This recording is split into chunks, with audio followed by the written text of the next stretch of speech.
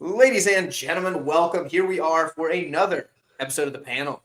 You've got me, as always. Well, you're on my channel, so you probably know where you're at. But 138 MMA, I am here with my co-host, the Couch Warrior. In fact, I'm going to switch that around. There we go. We got to have Couch. Nice. He's the co-host.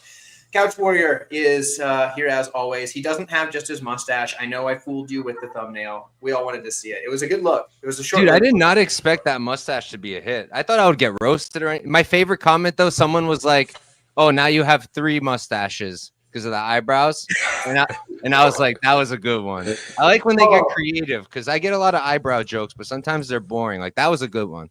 That was solid. That's a good. I like that. So somebody did it right. So anyway, you guys knew me and Couch were doing this, but we've got 2 very special guests today. And Key 3 is making his debut on the panel. So Key 3, how are you feeling about this card? How do you feel about being on this notorious panel? Yeah, it's an honor to be here. I've been on stream with just about all y'all except 138 so far. So it's been dope to reconnect with y'all. I'm excited. This is one of my, I think, biggest slates of the year. So I'm perfect card to come on for. So I'm super excited to talk about these fights with y'all. Heck yeah, brother. And we've got a favorite of the community, everybody's favorite uncle, Uncle Wheezy. How you feeling, brother? How do you feel about this one? I like this card, man, because what I like about certain cards is there are certain fights that you want to have heavy action on. You're seeing an angle, you're seeing underpriced lines that line up with the way you're seeing the fight go. And then there's the other fights where you're like, I want no fucking part of that fight, no matter what. There's no chance that I'm going to bet on this fight ever. And we got a few of each of those type of fights on this card. So it's been pretty easy for me to figure out what fights I want to get my action down on. So yeah, this one's a pretty good card, and the pay-per-view quality I think is really good actually. Heck yeah, dude. I'm loving this card. I also, as Key said, has probably more action on this card than I should, but than I have in a long time. So we'll see how it goes. But let's check out the chat. We got Phil. Phil, what's up? He says, let's go. And you're so kind. He's flattering me here. Says I'm a good dude. Look at this. Look at this guy. Yes, I appreciate you, Phil. Thanks for being here early. He's been here for like 4 hours if he's still in the chat. That'd be wild. I don't think so. But if he is, Phil, glad you were here. We got Lou Betcha. Oh my goodness, this man. He's a legend of the community, a legend. It's always good to see Lou. He wants Mike to talk about the Ben Davis news. Mike, you're muted. Tell us I'm hype about it, bro. Me and Lou were talking about it. Do you guys know what the challenge is? No. So the challenge is an MTV show. It's like they compete in things and they slowly get rid of each other, that kind of thing. Okay, and so kind of like what was like the Real World or whatever back in the day? So they actually, the original players of the challenge all came from the Real World. Okay, now they bring in other people too, but they're doing a season 41. I used to watch it all the time. CT, one of my favorite TV characters of all time. So they're doing the 41st season. I haven't watched in a while, but they're doing like a new guys versus old guys situation. And they brought Ben in as one of the new people, which is sick. So I'm super hyped for him, and I'm super hyped to watch the season now. Good for Ben. That's sick. Yeah, I didn't know about this. So I'm glad that Lou put that comment. So now we know. Here we go. We got Remora, I think is how you would say that. He says, "Oi, Uncle Weezy is the man," and you know it. We are absolutely all in agreement there.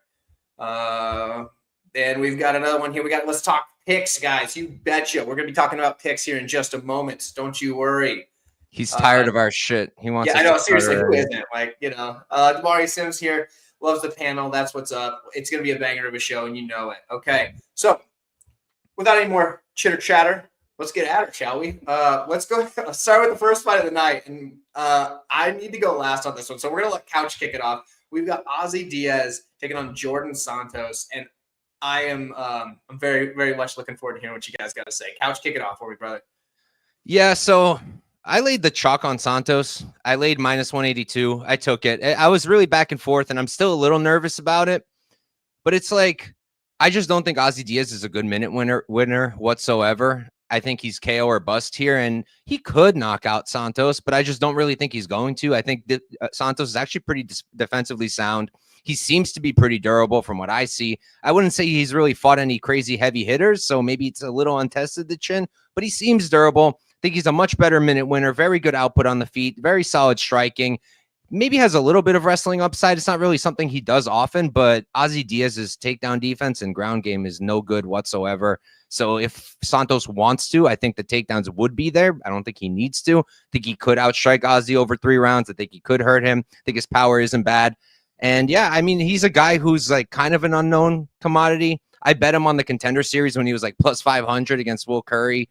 That was cool, but that was mostly guesswork. Like I had some tape, but I was like, I'm hoping this guy improved, and I'll take the plus 500. And he looked really good. And I just think that Ozzy Diaz, like I said, it's either KO or bust for him. And hopefully I'm right, because I have 1.81 units to win one on this one. Yay, for your sake, hopefully you're right. What's up, Jake? Thanks for tuning in, brother. Weezy, what do you think on this fight? I got to tell you, I'm really proud. I'm really happy to say that I have no tracked action on this fight, and that's the way it's going to stay. This is a rough one, man. You know, like when I watched the tape on Jordan Santos, I had to check and see that like I wasn't watching in like 3/4 speed.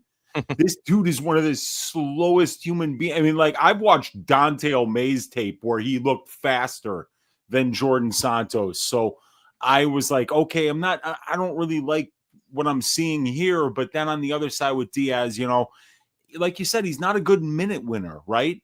He seems to find these moments in fights, but he's kill or be killed. So it's not like he's durable and can find moments where it's like, all right, no matter what, I'm going to have 15 minutes for this guy to find that left hook or that big shot that changes the trajectory of the fight, maybe sets up a finish. So, you know, I don't really see it out of either guy. I don't want to lay the juice on Santos. I don't want to play like an inside the distance on Diaz. So I'm just staying away from this one. I'm picking Diaz, but I'm not even going to get to the money line. So I'm staying away. Staying away might be the smart option. Big Show Picks, good to see you. Thanks for coming out. Mind Freak, hey, what's up? How you doing? Glad you made it. Key 3, what do you think about this first fight of the night? Yeah, I'm with Wheezy on this one. I went into tape wanting just to fade Ozzy Diaz because that's going to be a profitable spot, period. And I do think that Jordan ends up getting it done. I just can't get the fat version of him out of my head from regionals. I know he slimmed up, probably on some good juice, training with the Bonfim brothers. He has good eyes in the pocket. I think that he's pretty responsible defensively. I like the way that he strings together his punches. But Ozzy Diaz does have power. He can establish a jab. He will have the size advantage in this fight. But Ozzy Diaz, again, is a guy who I just don't think should be here. Almost losing to Chuck Campbell, getting put on your ass by Chuck Campbell. That's some nasty, nasty work. Bevan Lewis, at this point, the ghost of Bevan Lewis is what we're watching. I'm cool on that. So for me, it's a pass fight. It's Jordan or pass. I usually would say dog or pass, but there's no way I'm playing dog money on Ozzy Diaz in 2025. So Jordan or pass, in my opinion. Fair enough. Fair enough. Rem Dog's watching the LFA. Dude, I got a little bit of action on Hope Chase. I hope she pulls it off. She's a massive underdog. I don't know. That's a good bet. We're rooting for her. I put a little bit on the dude fighting Tamirov's brother at plus 350. Dude, I tried to get action down, but I could. It was like plus 400, but I couldn't get action down fast enough, and it won't.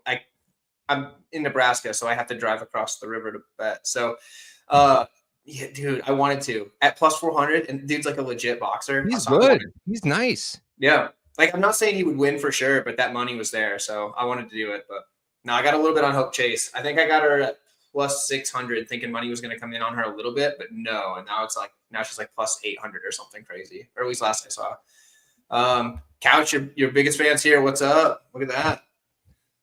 And MMA Probaholic says, great panel. That's right. You know what, Probaholic, it is. And I appreciate you coming by. We'll get you on one soon because you are a great guest as well. Okay, so now here's the deal. Actually, I'm surprised that Wheezy said he was on Diaz because I thought I was the only person that was thinking Diaz was going to win this fight. I'm probably the only person that has any money on Diaz. And let me throw this at you. Diaz round 1 KO and Diaz round 2 KO were both over plus 1,000. So I threw 0.1 unit on each. I thought, you know what? If he wins, that's how he's winning, and I'll take it. So for me, Diaz's win conditions probably knock out one of the first 2 rounds. If after the first 2 rounds, I mean, like, he's probably landed his best shot. So we probably missed it. But Santos' tape, it's so bad. Like, he looks so bad. I can't get past that at all. And it could be a situation where Curry underperformed on the Contender Series as opposed to Santos just leveled up drastically. I don't know. So I'm going to take a shot on Diaz. He's back down at 185, which is where he should be. I don't know. But I am glad that somebody else at least was saying that they're on Ozzy Diaz as far as a pick. 138 is weird. You are spot on, my friend. He's so weird, bro. He's so weird. Weird might not even quite cover it. There you go. The LFA prelim fight. You can't just say that. You have to tell us which one, bro. Yeah, brother. You got to tell us. Keep us updated because I'm gonna have to see how this is going. So if you're watching, give us the live updates on what happens, especially on the Tamirov fight, please. Yeah, definitely on that one. I'm intrigued. Over 1.5. I assume in the Ozzy Diaz fight, I don't mind that. It's scary, but I don't mind it. We can move on, and Wheezy can kick us off on this one. We have Chris Gutierrez taking on John Castaneda. And Wheezy, what do you think on this one? So I was looking into Castaneda for last week when he was supposed to have a fight last week, and and then he got canceled, and that would have been a fun fight. And this is a much different opponent, even though you're dealing with like a pure striker and Douglas Silva de Andrade. You got that dude is like power one at a time, a little bit low output. While Gutierrez, while he isn't crazy with his output, he's really good at just kind of touching you, and then not being there to be hit. Really good, very good elite distance striking defense at 67.6%, over 127-minute sample size of UFC distance striking metrics. So this guy is very, very difficult to find and score points against if you're going to be trying to win minutes against him at range. And he does a great job of managing distance with his kicks. But Castaneda can wrestle and Castaneda can pressure. So I think that's what brings like a couple of attributes that Castaneda brings that's going to be good in order for him to make Gutierrez a little bit less comfortable. You're going to need to pressure a guy like this. You're going to need to cut off the cage. You're going to need to get into boxing range against this guy. And Castaneda can do that from the southpaw stance, I think he can have some success, especially if he mixes in the wrestling too. So I'm picking Castaneda to win by decision. Both of these guys are fairly durable. Neither one of these guys really has like one punch crazy knockout power, although I would say it's a little bit more Castaneda than Gutierrez, but this should be a good fight. I'm looking forward to watching this one as a fan, but I think the market has it right. I think this should be very close to a pick'em, and neither guy really had much time to prepare for the other as well, so that's a little bit more variance. So I'm staying away from a betting perspective. I'm picking Castaneda by decision. Fair enough. Daz is in the chat. That's what we like to see. What's up, Daz? 4 horsemen of the bookies apocalypse. You know what? I hope so. I hope we can clean house today. That'd be great. Or I guess Saturday night. Every sharp is on Castaneda. That's an interesting thought. I don't know what that says about me, but we'll cover that in a minute. We'll cover the rest of those soon. Key, why don't you go ahead and take it off on this one? Yeah, this fight's interesting. I went in wanting a Castaneda bet, and then retaped Castaneda this week again. And the Marcos fight was it's just so bad to watch. Got the fight beat out of him. It felt like just outclassed. Didn't have answers, was not able to make the necessary reads. Coaches seemed obviously frustrated with him. And I think that I would have gotten on a Castaneda bet here probably if I was very sure that he was going to be able to get control on the mat, and 2, if he had the power to punish a lot of Gutierrez's boxing mistakes. And I just don't think that he does. I think the Gutierrez will be able to get some leg kicks off. And whenever you put Gutierrez resume, it starts to look a little funny in the light, if we're being completely honest. Outside of Frankie Edgar, I mean, the resume is not a good one. And so I think that this is going to be a close fight, probably 29-28 either way. Maybe ends up being a split. Cuts and eye pokes will probably come into play here, especially with the way the Gutierrez fights. So this will be interesting. This is a fight that I'm completely fine with passing on, as I feel like we have a shit ton of bangers coming up. Yeah, definitely. The short notice nature of this fight does add a little bit to it, and that's ultimately what kind of got me to the Gutierrez side. But I do have every intention of, it seems like money's coming in on Gutierrez. I do have every intention of taking the free money if I can get plus money on both sides. Castaneda just hit plus 100. I'd like to see at least plus 110, but I'll take plus 100. I might just make it so I get money regardless. But at the same time, I don't like the back-to-back weight cuts for Castaneda. I know this is up at featherweight, which he's still cutting weight. These guys are cutting more than 10 pounds. That's just how it works. So there's no way that he was walking around at 145 pounds. So, back-to-back weight cuts. Gutierrez was supposed to be on this card, I believe, originally against Matsumoto. So I'm sure the UFC was like, yeah, man, we're going to find you another opponent and release try. So stay ready, plan accordingly. Then Castaneda all of a sudden falls into this after his fight falls out, after already cutting weight. I don't like that for guys. We've seen a lot of people try to do that, and it just turns out horrible. So as far as a pick, I'm taking Gutierrez. I also like that Gutierrez has a clear path with those leg kicks. I know everybody says, oh, the leg kicks, this, that, and the other, but they're good. Like, they're solid. They're solid for a reason. I mean, he stopped Morales with those leg kicks, and Morales is tough as nails. So, yeah, I mean, I like some of that. But, Couch, what do you think? Do you guys know, is this a catch weight or no? Because I heard it is, but I haven't seen confirmation. It's 145. It's 145. So neither guy's cutting down to bantamweight. Yeah. Okay. Yeah, they just moved it up a weight class. That's good for John. Yeah, for me, like, I don't have a passionate take here. I think, like, if you get like plus 125 on either guy, I think that's fine. I think that, look, my issue with Gutierrez is I personally feel like his striking has almost like regressed. I feel like all this hype about his leg kicks has gotten to his head to the point where, how the hell do you go 5 fucking rounds and you land 8 shots to the head and 70 to the legs? Like, how do you even do that? It's just bizarre. Like, I'm not even talking about the Kwang fight. I'm talking about the Song Yudong fight, but then the Kwang fight too. And it's like, you go back to, if you go back a couple fights, like 4 or 5, he's landing 40 leg strikes, but then he's also landing 40 strikes to the head because he's mixing it up. And then that's a lot better because people don't know what's coming next. They don't know. Are you going to kick the shit out of their legs, or are you going to go upstairs?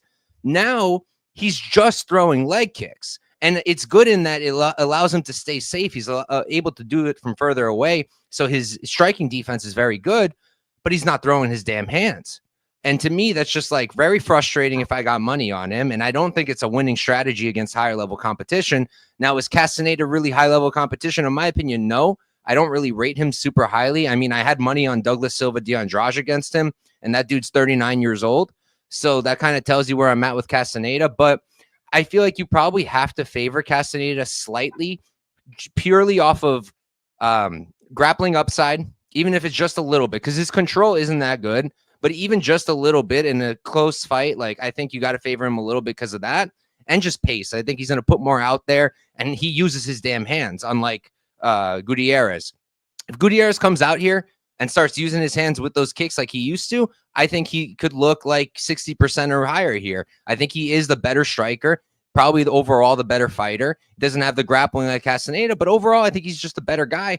But I don't know where he's at right now. I don't know. Maybe he's going to come back to form and he'll look amazing. Maybe he won't. So I don't want to get involved.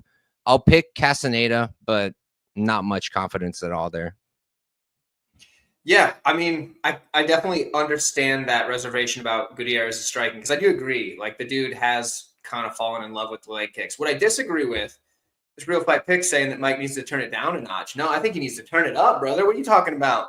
I'm only halfway through my drink. You've seen nothing yet, bro. I already need to take it down a notch.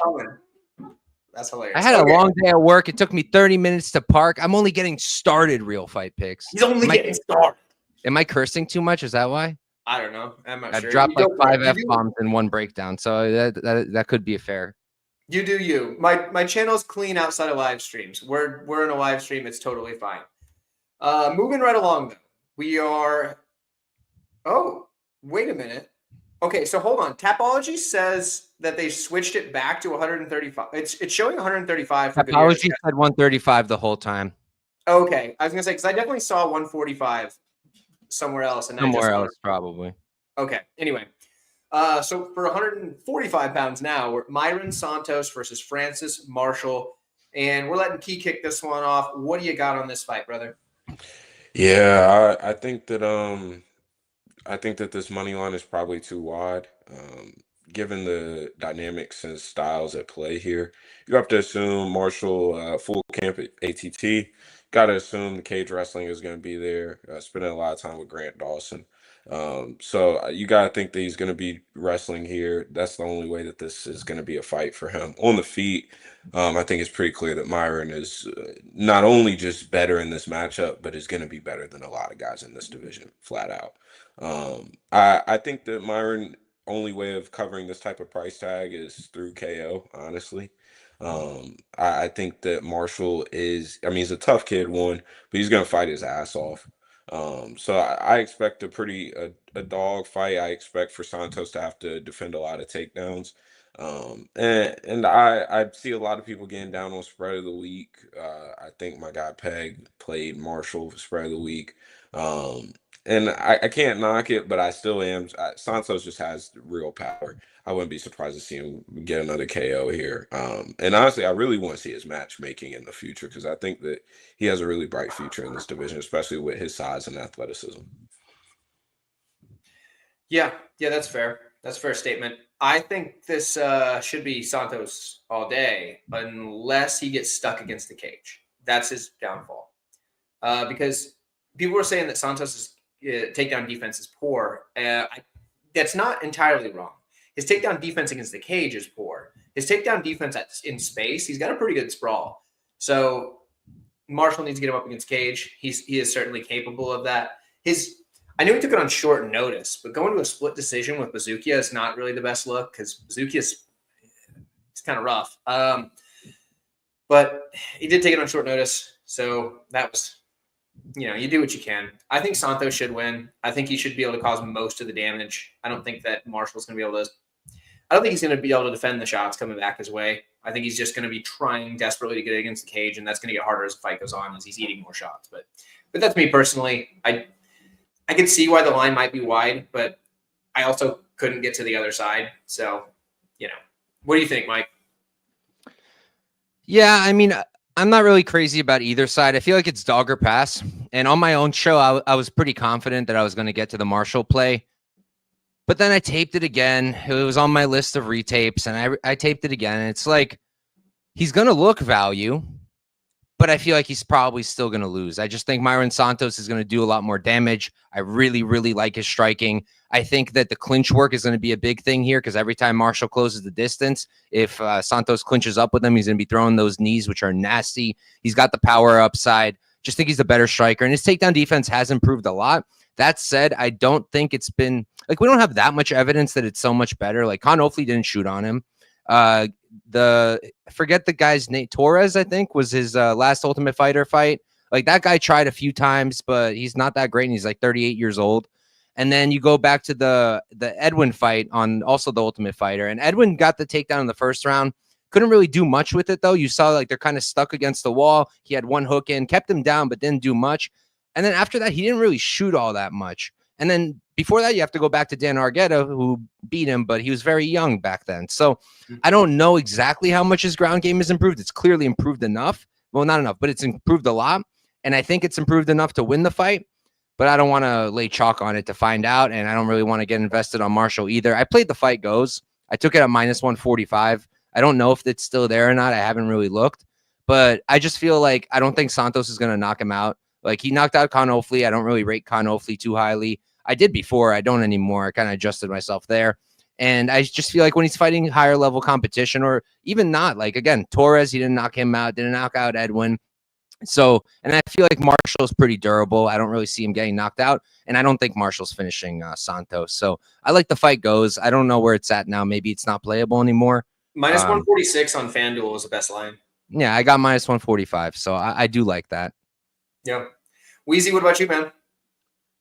Yeah, this is I like Santos here. I'm picking him to win by decision. I think Marshall's definitely going to try to slow this fight down, because when you're at distance with Santos, you're going to be getting walked down by a hard-hitting dude that's going to be bringing a lot of pressure and has got a lot of knockouts on his record, 8-1 to the KO, and he's 6-0 to the decision. And those decisions are not because he's taking dudes down and holding them there. It's because he's walking them down and beating 7 shades of shit out of them. So, yeah, I like Santos here, but you know, the Francis Marshall decision prop I saw on one site was plus 450, and I think that's how he wins. You know, he's got a pretty good submission game, and he's going to be working for those takedowns. You know that. And we didn't see Con Offley go out there and really do that, which was surprising, because when you watch Con Offley in the house, and when you watched Myron Santos in the house, you're like, yeah, he's going to be wrestling here, but he didn't really do that. And he got the piss beaten out of him too. So I think we're going to see Marshall fight smart, American top team guy. Maybe he doesn't get tired here, and plus 450 for his decision prop, I think is, you know, a nice fat number that's got that I think that encompasses most of his win condition. So yeah. I like that number, but at the same time, you know, Santos minus 310, it's hard to get to it, but I think he's winning this fight, and I'm picking him to win this fight. So it's kind of hard to find bets that, you know, that line up with what I'm picking to happen that have a big enough number for me to be interested. Yeah, I tried to talk myself into the decision no action on Santos because it's minus 350 and his money line's like minus 310. But I realized it's probably going to push more often than not. So I ended up just not playing it. You don't think Marshall could technically sub him at some point? It's possible, no? I do. Yeah. He could, but we don't really know what Santos will look like off his back. We haven't seen it since forever, really. Yeah. I mean, he was getting taken down a lot by Argueta, but like I wasn't really like sweating a sub in that one. Argueta's not really a jits guy, though. Fair. I would Marshall say is either. I mean, he's more than Argueta, but I wouldn't say like that's his go-to necessarily. I mean, and remember that fight wasn't that long ago, and it was at bantamweight. Think about how this kid's struggling to make featherweight right now. So that could have played into that performance. I mean, like he looked skinny in that fight, you know, like that's not his weight class. So he's a really big featherweight, actually. You know, I definitely forgot about that being a bantamweight fight. So that does give me a little more like belief in his ability to stop a takedown. But we don't need to drone on about a minus 300 favorite anymore. We can move on to a bigger favorite in Carlos Leal and Alex Morono. Okay. I guess it's my turn to kick it off. Awesome. Okay. What is Leal at now? He's at minus 800, minus 900 on some books. You can get him down as low as minus 750. That's crazy. Not because I think Morono is going to win. But we're betting on a guy. If you're going to bet on Leal, that is, you're betting on a guy at minus 800 who's 0-1 in the UFC. Whether you think he should have won that fight or not, that's a tall task. So I can't get there. I'm also worried that maybe he's toned down the sauce a little bit. Maybe not. Maybe he did. So there's that. Morono's tricky. I think Leal wins. Line's wide, but I just can't talk myself into betting Morono, so I'm going to pass altogether. But for the sake of a pick, because that's what you do, and picks and bets are very different, I will take Leal. But what do you think, Mike? Well, first of all, no one thinks he won. He won that fight. Like, it's not one of those robberies where it was close and debatable. Like, it's not even remotely debatable. He won that fight. And I had money on him. I had a half unit, though. It's not like I was incredibly invested. It's just that he won. I just wanted to put that out there. I mean, there were a couple of judges that thought otherwise, and that's why we got where we're at. But yeah, I get what you're saying. I got to find a new co-host sometimes, I swear. But Look, yeah, I like Leal. There's nothing you can really do with him. I made like a parlay for fun for myself with his KO and Rufy's KO at like plus 260 and put a half unit on it. Just because I do think he'll knock out Morono. I think he hits pretty damn hard. And I think that Morono's durability is starting to go. He's not even that old. He's like 34, but he's taken so much damage, that guy. And I really do think that the durability is declining. I think overall he's declining. And to be completely honest, like I've never been high on Morono at all. I think that even if Morono was at his like peak of his career, I still think Leal would win. I would still pick Leal. I wouldn't bet him at minus 800. I wouldn't now either, but I would still pick him to win. I was just never super high on Morono's skill set. And I mean, I was trying to fade him all the time. I tried with Court McGee. That failed. Then I chickened out when he fought Nico Price because I was like, am I really going to fade Morono with Nico Price? And then that's the time where it freaking works out, man. And then I don't remember if I did anything with D-Rod or not, but I've always been looking to fade Morono. Fortunately, they didn't really give me much to work with, but I think Leal is a really, really good fighter. And I think he really should get this done outside of something crazy happening. Yeah, I mean, kind of my sentiment as well. Weezy, how about you? What do you think on this one? So there's a play I like on Bet Rivers Sportsbook. It is Carlos Leal to win and over 1.5 rounds, and it's sitting at minus 127. Oh, no way. Yeah, I mean, like, he's not this like one punch knockout killer, and Alex Morono has only been finished twice, and this is going to be his 23rd UFC fight. So, I think this one's going to go over 7.5 minutes. I don't mind the over 1.5 as a parlay piece, and that line on Bet Rivers at minus 127. If you look on DraftKings, I think it's like minus 205. So that's one of my favorite lines of the week here, because I think Leal is going to be more of an attritional finisher. He pressures, he lands, but he doesn't have that crazy one-punch knockout power. And Alex Morono is a tough dude and who's got pretty good lateral movement, who's going to be in and out, who's going to be cutting angles, and who's going to be staying somewhat safe. So Leal to win over 1.5 rounds on Bet Rivers minus 127. I think that's the way to play this one. Yeah, I wish I had that. Yeah, I'm making that play right now.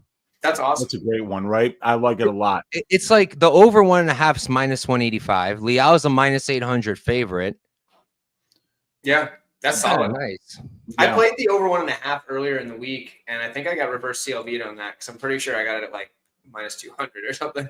If you're anything like me, that means it's a lock. So there we go. We're hitting it. We're hitting it for sure. Well, that's what we wanted. I didn't say anything to UK one. Glad you're here. I didn't say anything to Sneaky Ninja. I may disagree with that take, but I'm glad you're here. I do think this is a pretty good card. So, and then let's see. Here we go. Jose loves MMA and life. There you go. I love to hear that. Me and Uncle Weezy together. That's right. That's what's up, my friend. So we're happy you're here. Key 3, wrap us up on this Leal Morono fight. What do you think on it?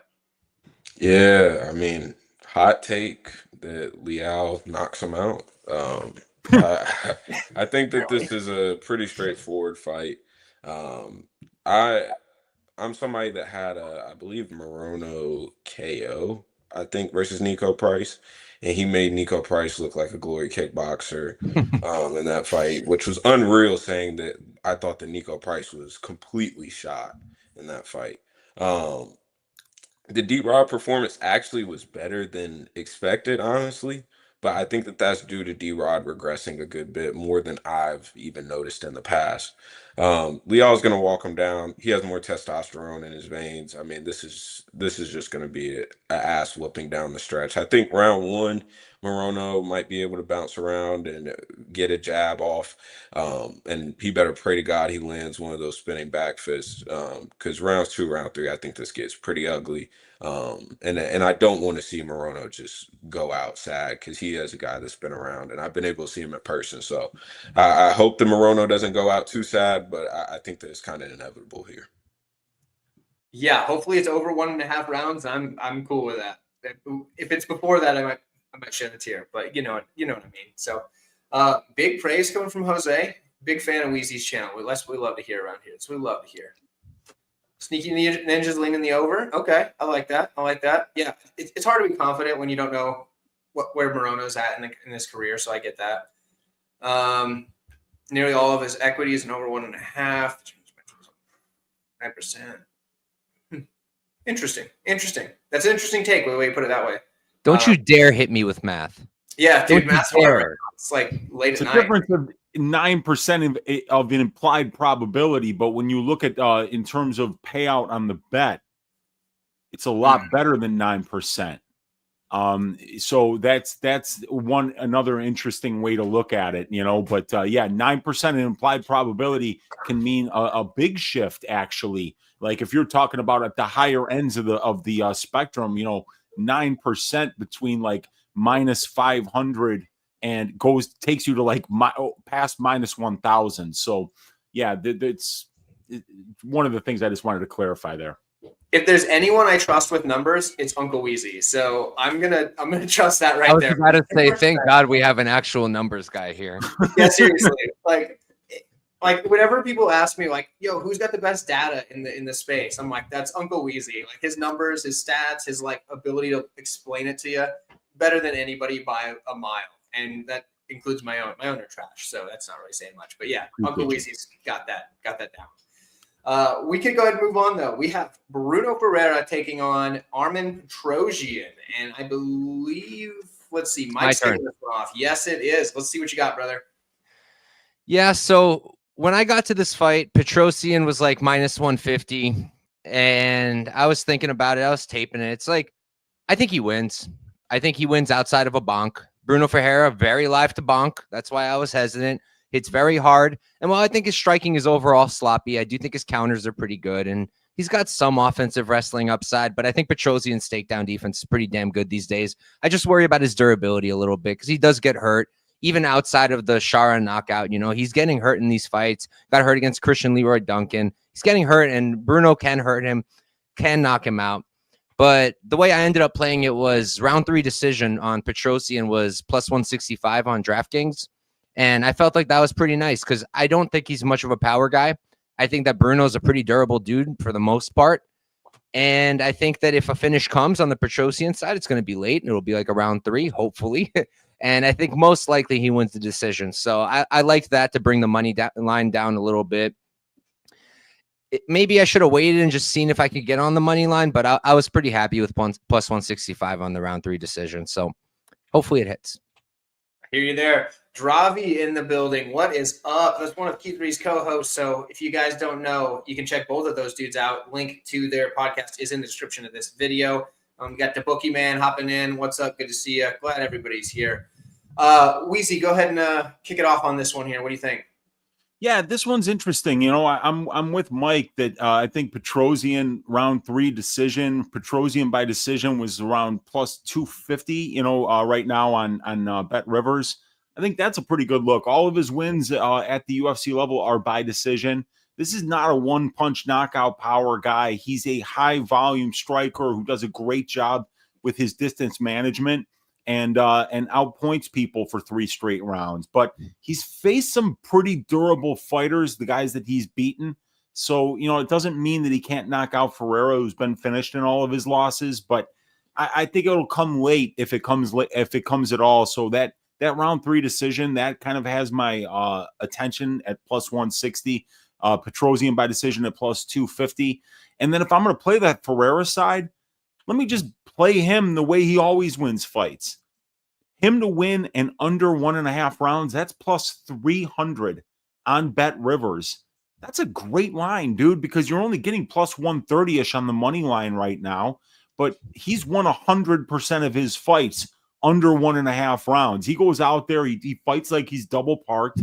He looks to shave your ass and go home and get a performance bonus. So plus 300 Pereira under 1.5. I think that's the best way to play his side as well. But I'm picking Petrosyan by decision. He's a really good kickboxer, man. He's going to be hard to find, and I think he's just going to outpoint this guy. Fair enough. So we got what, 2 for Petrosyan? Let's see. What's Keon? Yeah, I'm gonna make it a 3 for Petrosyan. I think that this is a solid spot. The guy is, I've been a Petrosyan guy for a long time at this point. And I think that we've sort of wasted years off his career with bullshit matchups, honestly. But the guy is good, and he always has been on the feet. And on the mat, I think that there's people kind of tricking themselves into just hearing the credentials of judo background for Bruno. I don't think that that's going to come into play here. Petrosyan has seen far better grapplers. And his get up game and urgency to get up off the mat is, I mean, top tier. He's not making any mistakes in terms of settling on his back, looking for bullshit subs. His process is, honestly, if I'm showing a young fighter somebody process wise to look at, especially at a higher weight class like this, where we don't tend to see guys who are getting jabs off and constantly leg kicking, and really buying into attritional work. And I think that that's what's going to add up here. I can see round 2, round 3 KO potentially. I can see decision. I wouldn't be surprised to see a body kick KO here. Bruno's got a little chub down there. Commentators are talking about the fact that he could probably make 170. And I think that he is powerful in this weight class, and he could bonk. He could bonk Petrosyan here for sure. But I think the Petrosyan is getting caught by guys who, one, are much bigger in size, 2, have better process, and in my opinion, are just better fighters. I think the Petrosyan is going to see all the big overhands coming. I don't expect any double spinning back fists here. So I think that Petrosyan gets it done pretty comfortably. Maybe a moment or two of some scared feelings, just because Pereira could knock him for a second. But I think a Petrosyan minute winner, better cardio by a mile. Bruno Ferreira is getting paced by fucking Abus Magomedov. I mean, we gotta get real here. So I think the Petrosyan is going to frustrate him with the range. The leg kicks will add up, and all that explosion will be gone by round 3. So I like Mike's bet of round 3 decision. I think that's a good line. Yeah, all that's fair. To kind of echo what you guys are saying, I think Petrosyan's a better striker. I think he's just like all around cleaner.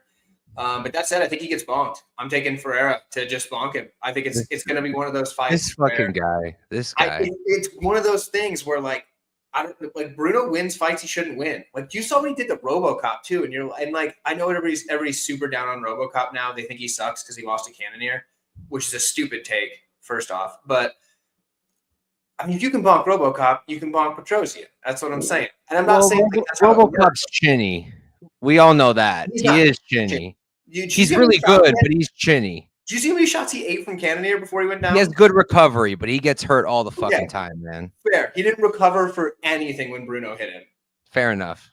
So if Bruno hits Petrosyan, dude's going down. So I don't know. I mean, could Petrosyan totally win? Totally. Yeah, definitely. He has the skill upside.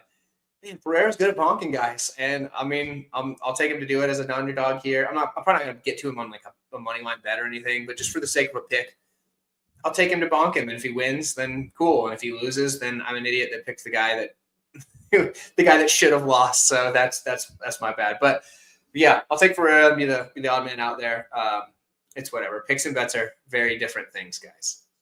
We do need to point that out. I had to point this out a couple times on Johnny's show yesterday. They're not the same. You're preaching to the choir, dude. It doesn't mean you're betting them. You have no idea what I go through with my YouTube shorts, dude. Because I just don't have I have 1 minute to break down every fight, and I just do not have the time to explain every single time that this is a pick and not a bet. And I'll have people coming on. They'll be like, "Oh, you picked the minus 500 favorite and they lost." And I'm like, "Well, I did bet the underdog and I said it's dog or pass." And they're like, "Oh, so you're betting the opposite of what you're picking and giving out to other people?" And I'm just like, fuck's sake.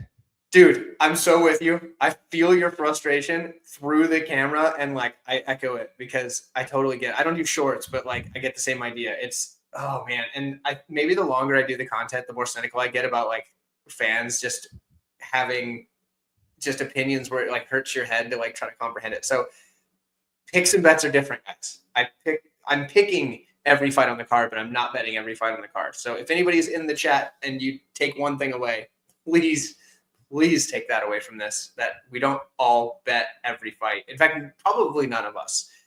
Maybe some people. I'm assuming none of us, but either way, we can move on. This is a great matchup next. I don't care what anybody says. We have Seruya taking on Joshua Van. And I believe it is Wheezy's turn to start it off. So, Wheezy, what do you think, Van or Seruya? I like Van a lot here. So I've picked against Van my share of times because I was looking to fade him against grapplers because when I saw the DJ Quick fight when he got submitted on the regional scene, and when I realized that Josh Van, even now at this point, Josh Van's MMA career has lasted 3 years and 4 months, and I think he had a couple of amateur fights, if I'm not mistaken. So not, he hasn't been doing this for long. So when you see a grappling deficiency right away, you say to yourself, it's going to take a while for him to get that grappling up to not just like purple belt, blue belt jiu-jitsu level, but like UFC level. You're going to have to stop takedowns from some guys that have been wrestling since they were 3 years old. You're going to be on the mats with some Brazilian jiu-jitsu world champions. So you need to shore that shit up. Well, Felipe Bunis is a pretty good grappler, and he passed that test. He passed the Cody Durden test. And we saw Durden go out there, really kind of sell out for those takedowns. But not only did Durden get a lot of control time in that first round, but what did he do with it? Absolutely nothing. And what did we see Josh Van do? We didn't see Van look for sweeps. We didn't see him looking for submissions. He got his back to the cage, and he worked to stand back up. He got underhooks. He did what you're supposed to do to stand back the fuck up and get that fight back to distance striking range, and then do what he does. Look, if this fight stays at distance striking range for more than 4 or 5 minutes, he's going to kick the shit out of Ray Seruya, plain and simple. This guy's got heavy, heavy hands, and people think that he doesn't because he couldn't finish Borjas, because he couldn't finish Chirez, he couldn't finish Durden. Well, who's finishing Borjas? Who's finishing Chirez? Nobody. Cody Durden's getting submitted a lot, but who's out there knocking out Cody Durden? You saw Bruno Silva land an absolute nuclear uppercut against that dude. But outside of that, man, you don't really see people knocking out Cody Durden either. So Josh Van is going to knock out Ray Seruya if he cannot get an early submission or just keep this fight in the grappling exchanges for 70-80% of the fight. I think he needs to be that long in the grappling exchanges in order to win this fight, and I think he's going to get piped here. There you go. Wheezy is very confident on Van. Key, do you echo this sentiment, or are you on the other side? What do you think? Yeah, I have mixed feelings about this because I am a Seruya guy. He was one of my prospects I listed for 2025. I think this is like possibly like the worst fucking matchup they could have thrown him. This makes no sense to me, honestly. I think that Ray deserves he has somewhat star potential, honestly. I think that they obviously are needing of a star other than Tyra in that region. It'd be interesting to see if they would have brought him up a different way, but he's getting thrown to the wolves here, and I'm afraid rounds 2, round 3, this is like a complete ass whooping. Because Van is going to get some sort of separation eventually, and he goes to the body. I mean, it's just too much. And Seruya has no striking to mix the martial arts here. He has no striking, and his grappling is that annoying and sticky and constantly hanging on you, and he has so many subs. I mean, he's setting up twisters, you're seeing executioner, like all sorts of shit that I am worried about for Van, and I do think can cause Van a lot of problems in round 1 and round 2. And I mean, Van's decision making, while at moments he's a great decision maker, but then other times you see him dropping for heel hooks and doing stupid shit, and it's like, okay, if you're dropping for heel hooks in this fucking fight, then you're gonna be in trouble here. But I have to imagine that he knows that there's just a disgusting advantage on the feet here. Rounds 2, round 3. What's up, Mushroom? Rounds 2, round 3.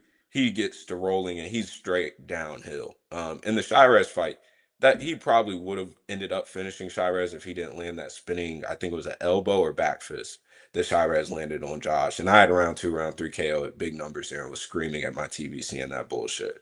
And so I think that we see some of the same work here. I think he gets to the body. round 2, round 3 probably finds a KO. I'm not willing to swallow minus 190 because I do think that Ray's grappling is that legit. I think that if he gets on the back, it's the round or the fight. He gets a body triangle, I think it's the round or the fight. So I'm not willing to play with fire here at chalk. I can understand some of the Ray dog shots, but it's just the fact that his striking is, I mean, he has to get to a big gym and develop a little more, because this is just, it is so ugly, but he is so good at his one trick.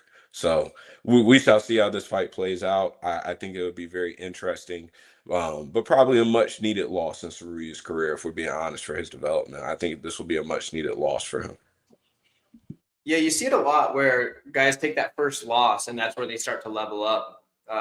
So that would be definitely a route for him to get better, to improve. It's hard to continue to improve when you're not losing. So I get that. I want to pull up Diaz's comment here and kind of go off of what he's saying. So a couple of things. I don't mind the shot on Ray. I haven't been able to get to it because I ultimately do think Van wins. But if you have access to playing a point spread, I don't mind that, because sure, Van could finish him. Absolutely, he could finish him. But if he doesn't, who is Van winning the first round against? Nobody, except for maybe Charles Johnson. But that was like a competition on who could give up the first round, because neither guy ever wants to win a first round. They like it was, one of them winning the first round was like, it was like pulling teeth. Neither of them wanted to win it. So they're allergic to winning first rounds. So Van's going to probably lose the first round here. It's just what he does, you know? So he starts slow. It's true. And Seruya starts fast. This dude's going for takedowns right away. He's not screwing around. And I think his takedowns are good. I think he's got excellent grappling. And if he can get Van to the mat, like he said, that's the round. He's keeping that round. He could finish him, sure. I don't know that he does. I think what's gonna happen is Seruya gets him down in the first round, controls that round, and the rest of the fight is gonna be Josh Van. But like, assuming we don't get like a weird mix of 10-8s in there, maybe, or something crazy like that, like the point spread could hit.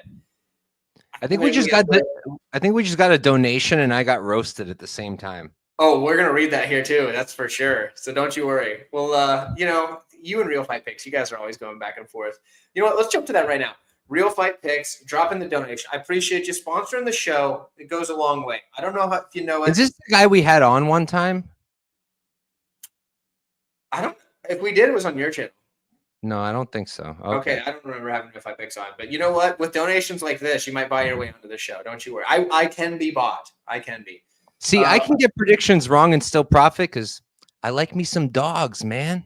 I like me some dogs. Okay, so this is kind of you getting roasted, but also kind of him like propping you up, because he's saying, look, Mike can get the pick wrong, but he knows when he sees value, and this man knows how to pick his value spots. Mike, that's what I'm saying about you, and that's how I'm going to read into what Real Fight Picks said. So you know what? I like that take. There you go. So Glass honestly, half full. It's a compliment, really. So there you go. So Real Fight Picks, I appreciate you. Let's hit a couple more of these comments before it gets out of hand here. We're getting wild here. Let's see.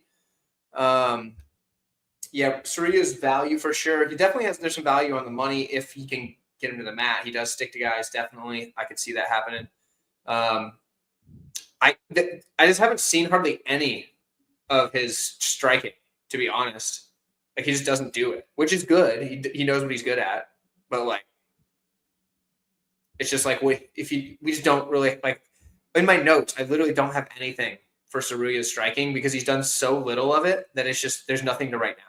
I'd just be making stuff up. So, but yeah, it's a wild fight for that. This is one that I'm definitely going to be cracking open the old root beer and just enjoying this one, because I don't want to actually bet on it. But if I did, it would be the point spread. Actually, hold up, right there, plus 1,600 Seruya round one sub. If he wins, that's probably how. Yeah. Yeah, I mean that's the path. So, where is that price at? Bet online, I think. It yeah, is? That checks out. At least it was yesterday. Holy shit. Yeah, there you go. Bet online probably has it. But Mike, what do you think? We haven't heard yours yet.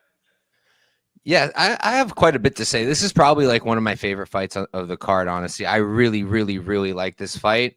Few things I wanted to say. First thing, I guess I'll talk about what we're talking about right now with the round 1 sub, and then OG said what I'm about to say is I feel so. I was gonna play round 1 and round 2, and it's like plus 1600 round 1, plus 2000 round 2. And again, I'm not a math guy, so I'm not gonna sit here and pretend like I did the math, but to me, it made more sense to just put a quarter unit on plus 800 on DraftKings for the sub rather than do that, because you never know. So I just did that. I played the sub prop for a quarter unit.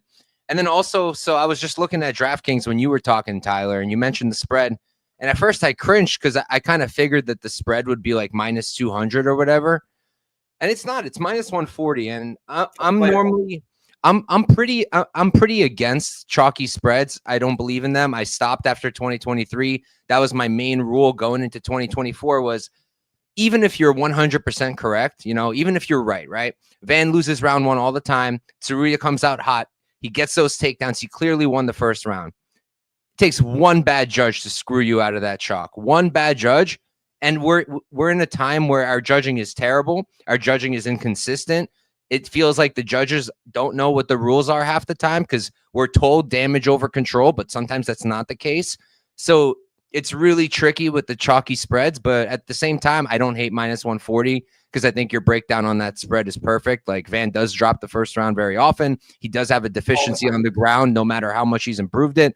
And Seruya will be very strong in the first. So I think that's a very good angle. I can't lay the chalk and then get screwed by another judge. I'll lose my shit. So I like the sub prop. The way I see it, like if you're going to play Van, I think another nice way to play Van is round 3 decision. It's plus 105 on DK. Like Van's not icing anybody in the first or second round. He's not knocking people out with one punch. He's an attritional guy. He does a ton of damage, crazy output, crazy body work. He's so good on the feet, but it takes some time to get those finishes. So I think if you're going to play Van, did Arujo really win?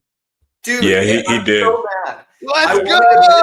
Let's go, baby. Oh, that's only awesome. Would have let me bet him when I was I think it was yesterday or something.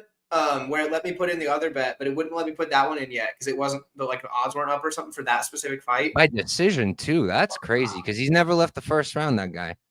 Oh. But back to these fights. Anyways, for me, it's really tricky because on one hand, yeah, Van is. Seruya is going to be in a ton of trouble if he can't get those takedowns. Seruya will probably struggle as the fight goes on because again, that body work adds up. Seruya striking is rough, but. It's like, I don't know. After the Durden fight, I kind of told myself, I was like, because I went heavy on Durden, and I thought Durden was going to cook Van on the mat. I just didn't think there was any way that even if Van was training grappling every day, I just didn't think he could catch up to somebody like Durden. And he did catch up to Durden, very much so, with the defensive grappling. And he looked really, really good. So after that fight, I was like, I'm not betting grapplers against Van just based off of that angle anymore. And then I taped this damn fight, and I'm like... Because I feel like this one's different. Because you can train defense for single legs. You can train defense for double legs. That's standard stuff you could work on. Hand control, underhooks, hips. But the stuff that Seruya does is not normal. Like those throws, the trips, it's just very, very different. And I don't know who Van can even bring in to work on stuff like that. And he's not at a major gym. He's at 4 Ounce Fight Club. Like the best training partner he has is probably Daniel Pineda, who's solid. Person for a grappler, though. Yeah, solid, but still very different grappling. He's not getting that look of what Seruya is going to bring. So I just don't know how he's going to handle it. So I think Seruya could win the first 2 rounds, bank them, survive the third, and win a decision. But I lean towards if Seruya wins, it's by sub. It's him catching Van with something crazy, and then if not, Van probably takes it. So I'm picking Van, but. It's dog or pass for me from a betting perspective. And it's like Seruya, man, he's 23, 22 years old. That Mark Lomacko win is impressive. I think Mark Lomacko could pull up to the UFC right now and be a top 15 flyweight minimum. Like, I think that dude is legit. And to beat him, even though, and people are like, oh, but it was close. So it wasn't that close. Even if it was close, even if it was dead close, that's a really good win. So for me, it's a really tricky fight. I think if you play Van, you do round 3 decision. I think if you do Seruya, I'm not going to tell you don't play the money line. There's probably value there, but I prefer the sub look. That's what I did. Love it. Love to hear it. And Jewish Better, shout out to my brother there. He said, remember what happened last time? Couch called around 1 sub. So taking a little throwback. But before we go any further, we also have to shout out Real Fight Picks once again for the double support. My goodness, you're feeding families with these generous donations, my brother. I appreciate you so very much. Do you know how many bags of lentils Tyler can buy now because of those donos Real Fight Picks? With like, what is that, like $7 total? Dude, that's like 2 really big bags of lentils, maybe 2.5. And like, I don't know if you know how long those last, but it's a long time. Like that's a while. That's months and months and months of food. And that's if you're eating it every day. So I appreciate you, my brother. Keep it up. He said, keep up the good work. He's going to live chat MMA Vagrant right now. So there we go. This is an interesting. Local Man Shakes Fist says the submission only is -175 on DK. So if I understand that correct, if the fight ends in submission. No, it's Seruya, I think he means. Oh, okay. Gotcha. That's fair. Okay. Never mind. That's not. So like if Van wins anyway, you still lose your money. No, you only lose your money if Van subs him. Yeah, this is exactly. Yeah, that's what I was thinking. That's actually a really crazy line. Yeah, this is insane. Yeah, Van's not subbing him. That's a free play. You either get your money back or you get the sub. Yeah. That's going to be the second play I'm making live on the show. The first one that Wheezy gave with Leal, and now I'm about to play that. That's on DK. I'm going to play that when I can, like as soon as I can, if it's still there, because that's great. -185 now, but still, dude, literally any number is like, is Van subbing him? No, like that'd be crazy. I mean, it's possible. Imagine guy's gonna hit a damn guillotine now. Oh, that'd be even worse. That was like Van by KO. I'm gonna put my fist through the screen if he subs him, dude. Insane. The fight poo. What's up? 130 Get MMA and Wheeze are two of my favorite. Oh, my goodness. Thank you. I appreciate you, brother. You're now one of my favorites. All right. I appreciate you. Seruya has good throw. Yes, he chains them together. You're dang right. Like Seruya is not a can, and I understand Joshua Van is very, very good. Seruya's good. I think, like I said, Van probably wins. But it's an awesome fight, man. It's a really good fight. And Jewish Better's got a point here that if he death gasses, but like even then, I think Van wants the knockout more than he wants the sub. I see him just pounding him out at that. Like he's not going for subs. Like he's just not. I mean, he's gone for them before, but they're usually like off his back, not like when he's got somebody like death gassed and hurt. So, yeah, okay, interesting. You're trying to talk me into it, man. Don't scare me like that. Don't scare me like that, JB. I'm pretty sure he has a bet on Seruya too. That's fair. Yeah. I think he said he's at Ray. So okay. I mean, he will take the win. I know, but he's definitely going for the knockout over the sub. Like he's definitely looking for that. So, but you're right. He will take the win. Let's see. Who did we even start with on that one? Weezy started that one. Okay, cool. We're on track. We've gotten through everybody. Okay, I remember now. Curtis Blades, Rizvan Kuniev. We got to move on from that fight. I know that's like the fight of the night as far as like a fan perspective was the Seruya versus Van. Like that's going to be so much fun. But yeah, we'll move on. We got Blades versus Kuniev. Key is kicking this one off. Key, what do you got? Yeah, this is a shit fight, if I'm being completely honest. I think that this matchmaking doesn't make sense. We go from Aspinall interim title shot to debutante Kuniev, who popped for steroids in PFL. This just doesn't make any sense. I don't think that this is going to be a good fight. I think I saw Couch take the over earlier this week. I'm not ballsy enough to play it, but I think that is a good play. Kuniev is a cage pusher. He's not going to fight with any pace. I do like his knees in the clinch and stuff, but it's not like he's going to have significant time against Blades, against the cage, in my opinion. So I don't think that Blades, I think that we look at his track record, and yeah, I see obviously a bunch of fights are going under, blah, blah, blah. But with context, it makes a lot of sense. I mean, the Jailton fight is a flash in the pan. I mean, how many times do we get that specific result? Tom Aspinall, he did what he's supposed to. Sergey, that's what's supposed to happen. Tom Aspinall, knee injury. I mean, so this is what's skewing this line, honestly, if we're being completely real. We take out a couple of these freak results, literally freak results, and you're probably looking at a somewhat chalky over. So I think that there is value there. And up until that point, I mean, we're talking Chris Dawkins was his last finish from that. Outside of the freak accidents, I mean, are we seriously thinking that he's just going to come in here and starch Kuniev? I don't think so. So I think that the over is a good look here. And I think that Kuniev ends up being a value loser. Blaze is talking about getting back to his wrestling roots. I don't like Kuniev off his back that much, but I do like him against the cage. So this will be an interesting fight, but I'm not really interested from a money line perspective. I know that it was confirmed that Kuniev is the reason this fight got pushed back due to injury. That's what his Blades has told it. So weird stuff coming into this fight. This fight doesn't make any sense. So for me, I'm completely fine with passing. I may play the over through a lotto slip or something. Yeah, heavyweight overs are a thing I usually like, but this one does. I don't think I can get to it. It's a little scary for me.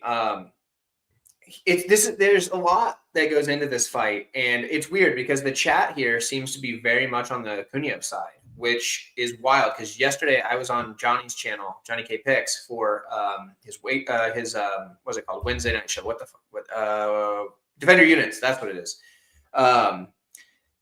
And the chat was all on Blades. Like everybody said Blades, and now the chat is all on Kuniev. Oh, there we go. We got JB coming in for Blades. So there we go. There we go. We got one. But it's interesting because I think Blades should be the favorite for sure. I think he's a better fighter, like overall. But the problem is the chin, and like his fight IQ at times, like Diaz is saying. He can be a dummy sometimes. And I don't mean that in that he's like a dumb guy, but like sometimes he just fights like he wants to go out there and throw hands. And it's like, dude, you've got all this skill. Just stop going out there and throwing hands with guys that can throw hands much better than you. But in this fight, if he goes out there and throws hands, he's going to be cleaner, I think. Kuniev, it's not that he doesn't hit hard. Like he hits hard, but he's not clean on the feet. He's got a good front kick. I like his front kick and his knee up the middle. But the thing I don't so much like is his punches. He gets a little wild, wings some shots. And I think Blades is going to be the better boxer. I think he's going to be probably the better striker. And I think if he stuffs a couple of Kuniev's takedowns, he can win on the feet. But also, if he gets on top of Kuniev, those elbows over the guard, like money all day. So I like Blades here. I think he can get a finish. I think he can win a decision. I don't think Kuniev can hold him against the cage and grind him out for 3 rounds. I mean, he can, but I don't. I think if Kuniev wins, it's a knockout. So that's where I'm at. Godfather hopping in saying that the Couch Warrior tails him, which me and him were texting like literally a second ago because we both played at Rougeau. Oh, there you go. Interesting. So like I said, I wanted to play him, so I'm glad he won. But I wish I could have played him. That would have started this weekend off great. But sucks. I left before the odds came up on. I was, it is. Yeah, I mean, the public's on Blades, but money's coming on Kuniev lately. I mean, Blades was a bigger favorite just a couple days ago. So. Is the public even really on Blades? I haven't seen a single person playing Blades, parlaying him, or doing anything with him. Money's coming back on him. He was minus 300 last night, so he's back up to minus 335, at least on BetOnline. So somebody's playing him. But what do you think, Mike? It's your go. Let's hear it. Yeah, so the first time this was booked on the Song Cejudo card, I actually had him in a parlay. I had Curtis, Song, and Gene Silva. And then that fight fell off. And honestly, I'm pretty grateful that it did because I don't love it. And I'm not going to parlay him this time around. Look, I think Blade should win. I think he's much better than him pretty much everywhere, to be completely honest. I even think his wrestling is better. I think his striking is certainly better. His level of competition is much better. The only thing I can say that it isn't better is his fight IQ. His fight IQ is not very good at all. Makes a lot of mistakes. But then it's like, everyone's harping about the fight IQ. The fight IQ is so bad. what's the mistake here for Blades? Engaging in what? Like usually the knock on him is his fight IQ is bad because he's not wrestling when he should. Are we saying that he's not going to wrestle here? Are we saying here that he's not?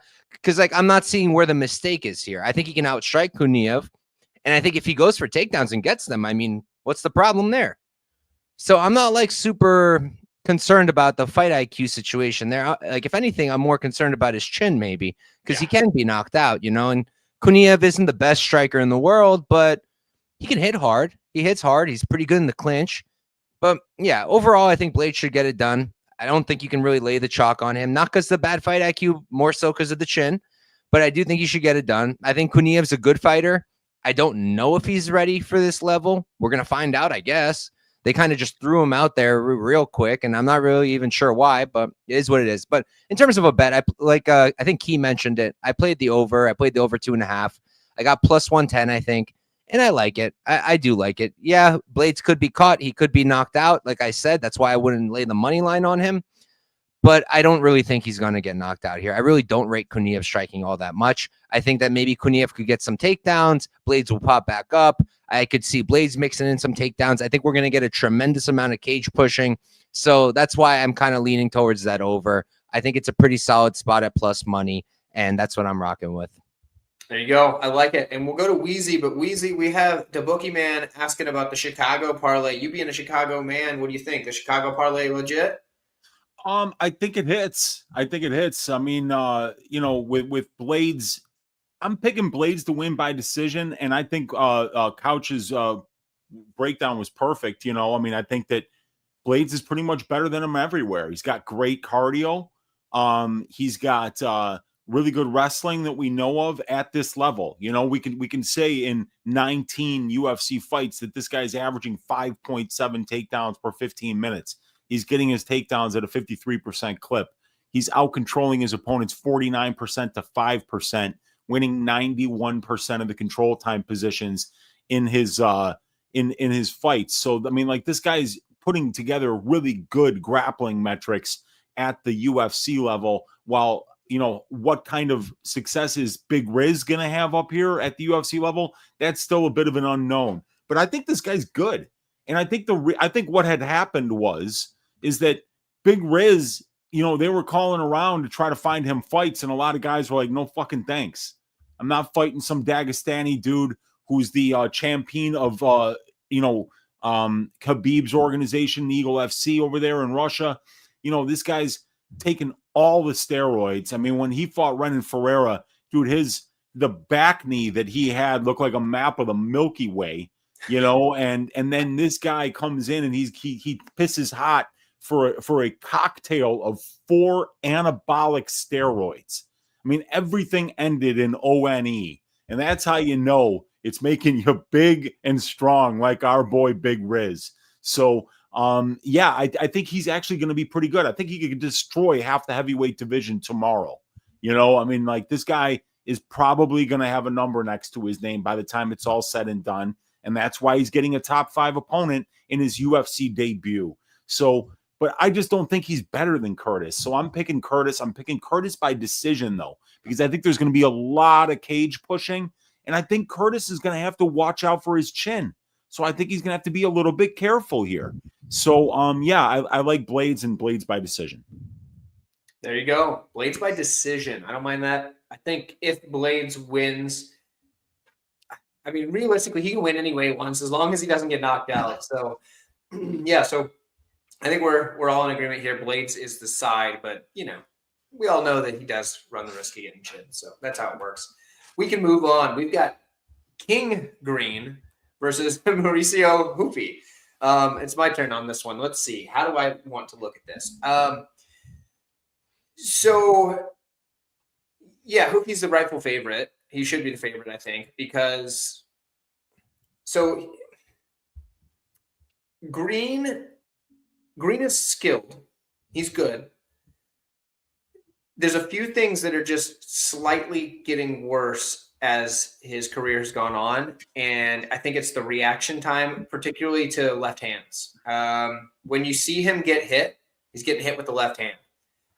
I think he's going to eat some left hands here. And I don't know how many of those he can eat before he goes down, because unlike Yantop, who everybody is kind of looking down on Huffy because he wasn't able to finish Yantop's got a chin like a bag of wet cement. Like it's you hit it and it gives a little, and then that just solidifies hard. It's like you might leave a dent in it, like when you leave your handprint in some cement, but that's going to be there forever and it ain't cracking. So I don't know if that analogy is any good, but Yantop's solid. Like he's not a good fighter, but he's solid. Like you're the guy's durable. So for Huffy there, against a guy that missed weight by like a weight class, I give him a little bit of grace on that. And I think that he did well given the circumstances. I think those shots would have knocked out most people. I think those shots probably would knock out Green.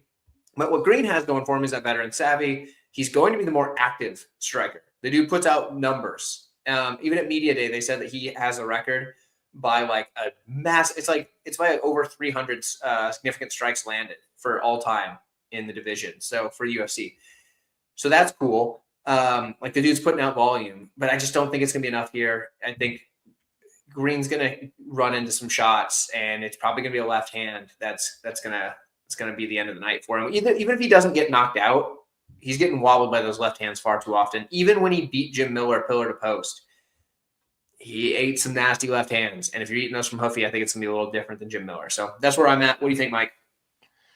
Yeah, I like Huffy to win. I like him to knock out Bobby. I just think the durability is starting to go, and the hands being low. Like, it's fine when you have like the reflexes to really roll with the shots and everything, but I think that's going to start to go as he ages, and he is aging. I can't really get to like minus 400 because it's like, realistically speaking, Rufi's not a good minute winner. He never really has been. You look at like the fight on the Contender Series, right, against Magomedaliev, who's like primarily a grappler. And Magomedaliev was winning that fight, in my opinion. And I had money on Rufi, so I was very happy he got the finish, but I didn't think he was going to get the decision if it made it to the scorecards. So I feel like laying the chalk on him is a little bit rough when he's just not a great minute winner. And Bobby, in my opinion, is a very good minute winner. The output is just ridiculous, and he's a very, very good striker. But long story short, I just think Rufi's going to knock him out. So there's really not a ton to break down. Rufi's really, really good. He's a really clean striker. He's very accurate, and he's got a ton of power. And he's just a cool guy. He's got the aura. So I think he gets it done. I think Bobby's a legend, but I just think his time's kind of over. I do admit that when everybody was like, he's going to be the Brazilian Conor McGregor, all of a sudden I really wanted to hate Rufi just because that's annoying. Remember when they started calling that dude the Japanese Conor McGregor, and then he just lost and got cut? Yep. It's a thing. It's a curse. But Weezy, what do you think about this fight? Yeah, I mean, I think Huffy's going to kick the shit out of him and finish him in the first round or the second round, pretty much. Dude, so sometimes as a content creator, sometimes you come up on Saturday, and I do a show on Sunday. Every Sunday night, we're there for Stat Diggers. So it's like sometimes, I'm watching a card like this card. I'll be up until at least midnight watching it. And then, probably won't go to bed until 2 or 3 in the morning, wake up, do some stuff on Sunday. And then it's like, I gotta do a show for next week. So sometimes I don't watch.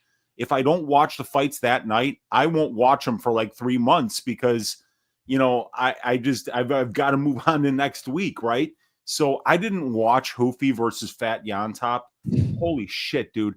Like, let me do an impression of me watching the fight. This was just me for like the entire 15 minutes. Like, oh shit. Like, how is he taking this? Like, dude, he's like the Peruvian Homer Simpson. He's just as obese, and this dude can take a shot. I mean, like, my God, that one where he was looking away from him, and then he landed that short left hook. Dude, if that's anybody else in the promotion, that knocks him out, and it's one of the biggest highlights of the year, So, and Green's getting hit a lot more now, and like the whole hands down thing is great when you're 25 and you're fast, but Bobby Green's 38. And he's got 50 professional fights, and like, I don't know how Kerry Hatley's not in jail for what he did in that Jalen Turner fight, not stopping it on time. But like, poor Bobby Green, You know, he decided he was just going to grapple with Paddy Pimblett. He's like, you can fucking choke me out. Just please don't, knock me out 14 different times before the ref steps in. So I think Huffy's going to knock this dude out because he's got ridiculous power. He really does. He's got that death touch, and he's so accurate and precise that I think he's just going to find the button and he's going to crumble King Green in front of a screaming crowd. They put this kid on the pay-per-view with his best win being against Fat Yontop for a reason. They know what they got in this kid, and they know that if they give him Bobby Green with those hands down and he's going to try and shoulder roll and do this bullshit and be like, that one didn't land, something's going to land, and you're going to wake up looking at the lights wondering what the fuck happened, and it's going to be more Mauricio Huffy getting his hand raised. Can we for a second appreciate how much these refs are doing Bobby Green dirty? Because not only was it in the Turner fight, but against they were trying to break his arm after he had already been choked out with the triangle. Like, what are we doing here, guys? Like, did Bobby Green do something that the athletic commission is just like, we've got to get this sucker? It's the whole commission too, because it's the judges also. How many times has that man been robbed? Dude, it's crazy. It's crazy. I don't understand. Bobby Green did something to hurt them deeply, and they're out to get him because of it. And also, I looked it up. Yontop weighed in at 166.2 pounds for that fight. Yeah, no wonder he's a little extra durable. But Crypto Messiah asking about the main event. Don't worry, we'll get there. You just hang tight. We got you. We'll get there, buddy. We'll get there, brother. We got you. Key's about to break down Huffy versus Green, though. So, Key, kick it off. Let's hear it. Yeah, I think that Mauricio finds the KO here. I don't want to say I'm low. No, not from Chicago. I don't want to say I'm low on him, but I've always been pretty realistic, even after the Malarkey performance, which I had a shit ton of money on him at that time. And caught some crazy numbers on DraftKings in that fight. And it's crazy to think that he's minus 450, I believe, currently on Bet Online right now, minus 450 or so. So that's tough price to get around to, like Mike said, or for somebody that's not a good minute winner. And honestly, if we're just being completely real, is a bad decision maker. The scissor leg sweep on Malarkey looks cool and shit, but what are we doing here? For a guy that already has sus cardio at just a regular work rate, you're telling me that you make bad decisions too? It's similar to how I even talked about Tamirov last week. I know he got away with it, but that fucker won't get away with it for long. But the bad process, whenever you're throwing spinny shit and you already have sus cardio, I mean, I really don't like that. So I think that here he'll find the KO because Bobby is not the same guy that he once was. His reflexes aren't there. As 138 already mentioned, that left hand is clipping him. I mean, consistently. And so I think that Ruffy's going to find it here. And I do have a bet on that through Underdog Fantasy to see that happen. So I'm excited for this fight. I think that it's going to be a fun fight for as long as it lasts. I expect for Ruffy to, find the legs pretty early. And then from there, I think that the left hand will end up sniping him. I'm interested to see how they make him after this one, though, because you see what they're doing with Paddy, and I had Paddy at plus 160 against Bobby Green last time out. And I think that was a great number, but they're quickly throwing Paddy into the wolves with Michael Chandler.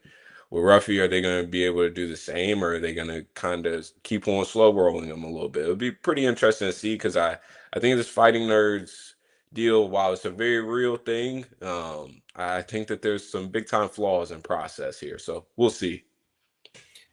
Yeah, I kind of about you like what you said about the slow rolling him. I don't think they're going to rush him quite like they did with Paddy because after the Green going right up to Chandler, because Paddy has a whole different level of star power to him. So I think he gets a little bit more to that. Plus, I think Paddy's better than people give him credit for. I mean, as much as I was deeply hurt by Paddy, not Paddy, I guess the judges that night, robbing my boy Juicy J of that win. He beat Paddy. I don't care what anybody says. Watch it back. Julian Erosa beat Paddy Pimblett when they fought over in Cage Warriors. I don't care what anybody says. But all that said, Patty's pretty good. He's better than he gets credit for. So I think that's why they probably are putting him right up there. I think they're going to kind of slow roll Huffy. I think they want him to get a few knockouts on the highlight reel because that last performance, even though he landed some big shots, didn't result in a big knockout. And they need some of that. Patty's got some big knockout wins. He's got some subs. So I think that's where that goes. But let's see. We all hit that one, didn't? Yes, we did. Perfect. So that means we are going to Mike next. Mike's taking this one away. Couch Warrior doing his finest breakdown of Amanda Lemos versus Yasmin Lucendo. What do you think on this one, Couch? Yeah, I like Lemos here. Pre-tape, I thought I was going to be hesitant because I've lost some decent money fading Lucendo. I bet Marina Rodriguez against her, and I personally feel like Marina won, even on rewatch. But regardless, I was hesitant because Lemos is 37, and I lost money fading Lucendo. But then I taped it, and it's like I felt like I needed to play Lemos. I played her at plus 120. I put a unit on it, and then I took the submission prop at plus 1,000. And I'll explain both. I think Lucendo is incredibly overhyped. Like I just don't understand it at all. And we're making her a favorite over Lemos, right? So are we saying she's top 5? Like, is that what we're doing now? Or are we just saying like Lucendo's like a top 5 woman in this weight class? Because I'm not even close to there. I don't think so. I think that she's still really young and she could be top 5. She could maybe one day compete for a title, but I don't think she's there yet. I still think she's very green. I think she makes a lot of errors. I think she's hittable. I don't rate her striking much. And I think her grappling is so overrated that it's crazy. She has a body lock trip, and that's it. Body lock trip, spams it, and it works to an extent, but I just don't think it's a super effective thing. I don't think it's going to work at a high level, and I don't think she's submitting Lemos. I don't think her jiu-jitsu is that good. So for me, it's like I think Lemos outstrikes her. I think Lemos is a much harder hitter, and then people are so low about Lemos' ground game, and even myself, like pre-tape, I was thinking to myself, oh, well, Lemos got washed by Jandiroba. And I watched it back. It was not what I remembered. I remember for some reason in my memory, Jandiroba just ran through her, subbed her, and got out of there and went home. That first round, she scrambled nice. Even in the second round, she scrambled nice. She did a solid job defending. When she got taken down, she scrambled really, really well. And it's like against Dern, I know Dern's not the best wrestler, and she hit that blast double in the first round. When is Lucendo hitting doubles like that? When? Never. She likes the body lock trip, and I just don't think it's going to work on Lemos. Maybe once, maybe twice. I don't think it's going to work enough to win a fight. I don't think Lucendo is going to finish her on the ground. I think, if anything, if a sub happens, I lean towards Lemos getting it because I think her front chokes are nasty, and I think Lucendo's entries in the grappling are not great. And it's not easy to hit a ghillie or something like that from someone doing a trip, but you can do it. And Lucendo's neck is still out there. So I think that if a sub happens, I still lean Lemos. So I like that plus 1,000. I think I looked right before I started talking. It's like plus 800 now. I personally would have still played that. And I like the money line at plus 120. Look, am I going to go crazy and multi-unit play? No, because she's 37 years old. Lucendo's young. Maybe she's going to get better and better. And I will say she's probably like, I don't want to say better minute winner, but she has a good pace, and she really brings it. I'll give that to Lucendo. So I don't want to go like multi-unit, but 1 unit on Lemos at plus 120. I think it's pretty much a must play, at least for me, because I'm not seeing it with Lucendo. I see the ceiling, I see the potential, but I don't think the skills are where people are making her out to be. Like, I'm listening to people this week, and it's just like, I'm like genuinely confused. And there's people coming to me and telling me like, oh, but Andrade subbed her standing. Man, Andrade is a walking mini refrigerator of a woman. She's so ripped. Lucendo does not have that physicality at all. So it's like, come on now. Like, we're going to use that as a point. Like, she got caught by a really high level fighter. That was a big step up for Lemos at that time. And yeah, she got caught. I don't think that's at all meaningful for this fight. So for me, it's Lemos or pass, dog or pass. And I think that Lemos should have been favored. Not heavily, but I think she should have been at least like minus 125. I think 60% is fine on Lemos because much higher level of competition, much more finishing upside, in my opinion. And she's the better striker. So I like Lemos here. And yeah. That's a passionate man, and that's what I like to hear. Wheezy, do you echo the sentiment, or are you on the other side? I think Lemos is going to knock her out. Lemos has ridiculous power, and people forget about that. But there's nobody in this division that hits like Amanda Lemos right now. She's landed 6 knockdowns in 12 UFC fights. Like, there's only like 20 knockdowns in the history of this division. I might be exaggerating that, but look, there's just not a lot, you guys. There really aren't. You don't see power in this division. It's a very rare thing. So, and Lemos she hits very hard, and Lucendo has looked really good. Let's face it, she's 23 years old, and she's had 22 pro fights, and she's got a 17-5 record. So this young lady, like Couch was asking, is she top 5? Is that what we're doing? Well, I think she's probably going to get there at some point. She probably is. She's only 23 years old, so she's got time. So this is a great test for her. Can you pass the Amanda Lemos test? Because you have to do that if you're going to be in the top 5 of this division, because Lemos has got good enough grappling, and what she has is ridiculous, crazy power for the division. So I think Amanda's going to knock her out. Earlier in the week, I gave out on the Odd Shopper Amanda Lemos, or a fight doesn't go to decision at plus 190. I think there's some submission upside for Lucendo. I think both of these ladies favor attritional type wars, and I think Lemos hits like a man. So I like fight doesn't go to decision. I like Lemos by KO at plus 650. And that's the way I'm going to probably have some money on Lemos's money line, because she's my official dog pick of the week. Even though I'm picking quite a few dogs this week, Amanda Lemos money line is going to be something I'm going to be backing with my money as well. Well, heck yeah, brother. 2 for 2 on Lemos on the dog. Key, what do you think? Wow. I'm not gonna lie. This they swayed me pretty good here. That was real convincing. And actually makes me want to give a little further look at this fight again.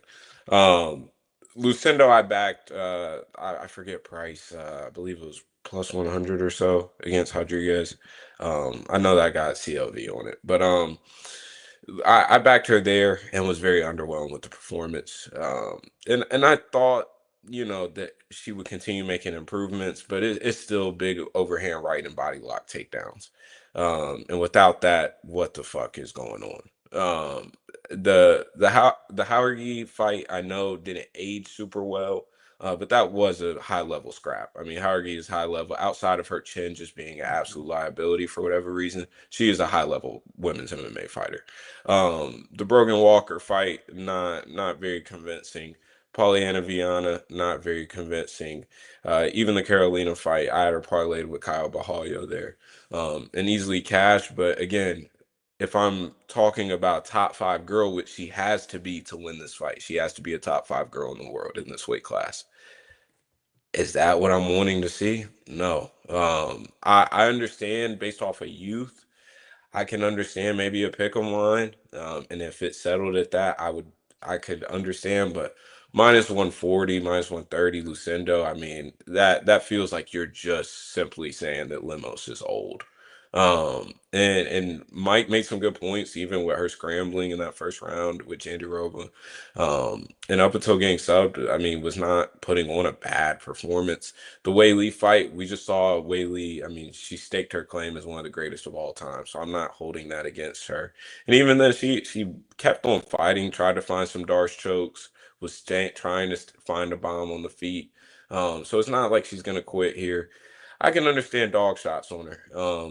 And I might end up on one. I'm not gonna lie. I think that she is the better striker here. Lucendo does have some issues defensively in boxing range. I wouldn't be surprised to see Lemos sniper. I backed Lemos against Dern, and while I was screaming at my TV, Lemos stayed who she is, and I mean, and especially early on, beat the piss out of Dern. So I think that this is a fight where it'll be interesting how it goes in round 2, round 3, once we start seeing more clinch situations and more grappling scenarios. But I can't imagine that Lucendo is just going one takedown is the fight or one takedown's the round. I don't think that that's the case here. And this line kind of implies that that is somewhat of the case here. So I think the Lemos dog or pass here makes sense. I'm interested to see Lucendo's growth. Everybody knows how much I love women's MMA, but I think that this is a little bit too fast for. I think that they needed to keep on slow rolling her a little bit. I understand she beat Rodriguez, but that wasn't the most inspiring performance. So this will be a fun fight. This is a good scrap for a pay-per-view. Yeah. And something that kind of just occurred to me because Key mentioned the Dern fight. Who has a better chin, Mackenzie Dern or Hamas Yantop? Because Mackenzie Dern ate some bombs in that fight. Like, I swear, you could smack that girl upside the head with a 2x4, and she's just going to be like, is that all you got? I'm going to dive for another takedown. I'm going to fail. So, damn, that girl can take a shot. So, and, Lemos hits harder than probably anybody in the division by a landslide. I mean, the girl's got 8 knockout wins out of her 14 wins. More than half of her wins are knockouts. Yeah. That's crazy. In the strawweight division, that's absurd. And she's knocking girls out at the UFC level as well. I think Lemos is probably knocking her out here. Somebody mentioned here we go. The finish only. Local man shakes fist mentioned it. The finish only for Lemos. And I'm probably going to play that. Absolutely. Because I don't see her getting finished. I mean, shoot, if Zhang Weili couldn't finish her after that brutal beatdown, I mean, she outlanded her by over 200 significant strikes. If that's not going to get you out of there, I don't think anything Lucendo's bringing at her is going to get her out of there. And another thing, people were talking about the age. In fight years, women age much better than men. And that is 100% true. Why do you think Holly Holm was still winning fights in her 40s and looking good up until like the last 2 or 3 of them? Like, she was still doing great until she hit like 43. And even then, it's because she had boxing and kickboxing career prior. So, a lot of miles on the tank. But women can still win in their 40s, no problem. But like, dudes end up fading earlier. I don't know why it is. We peak earlier.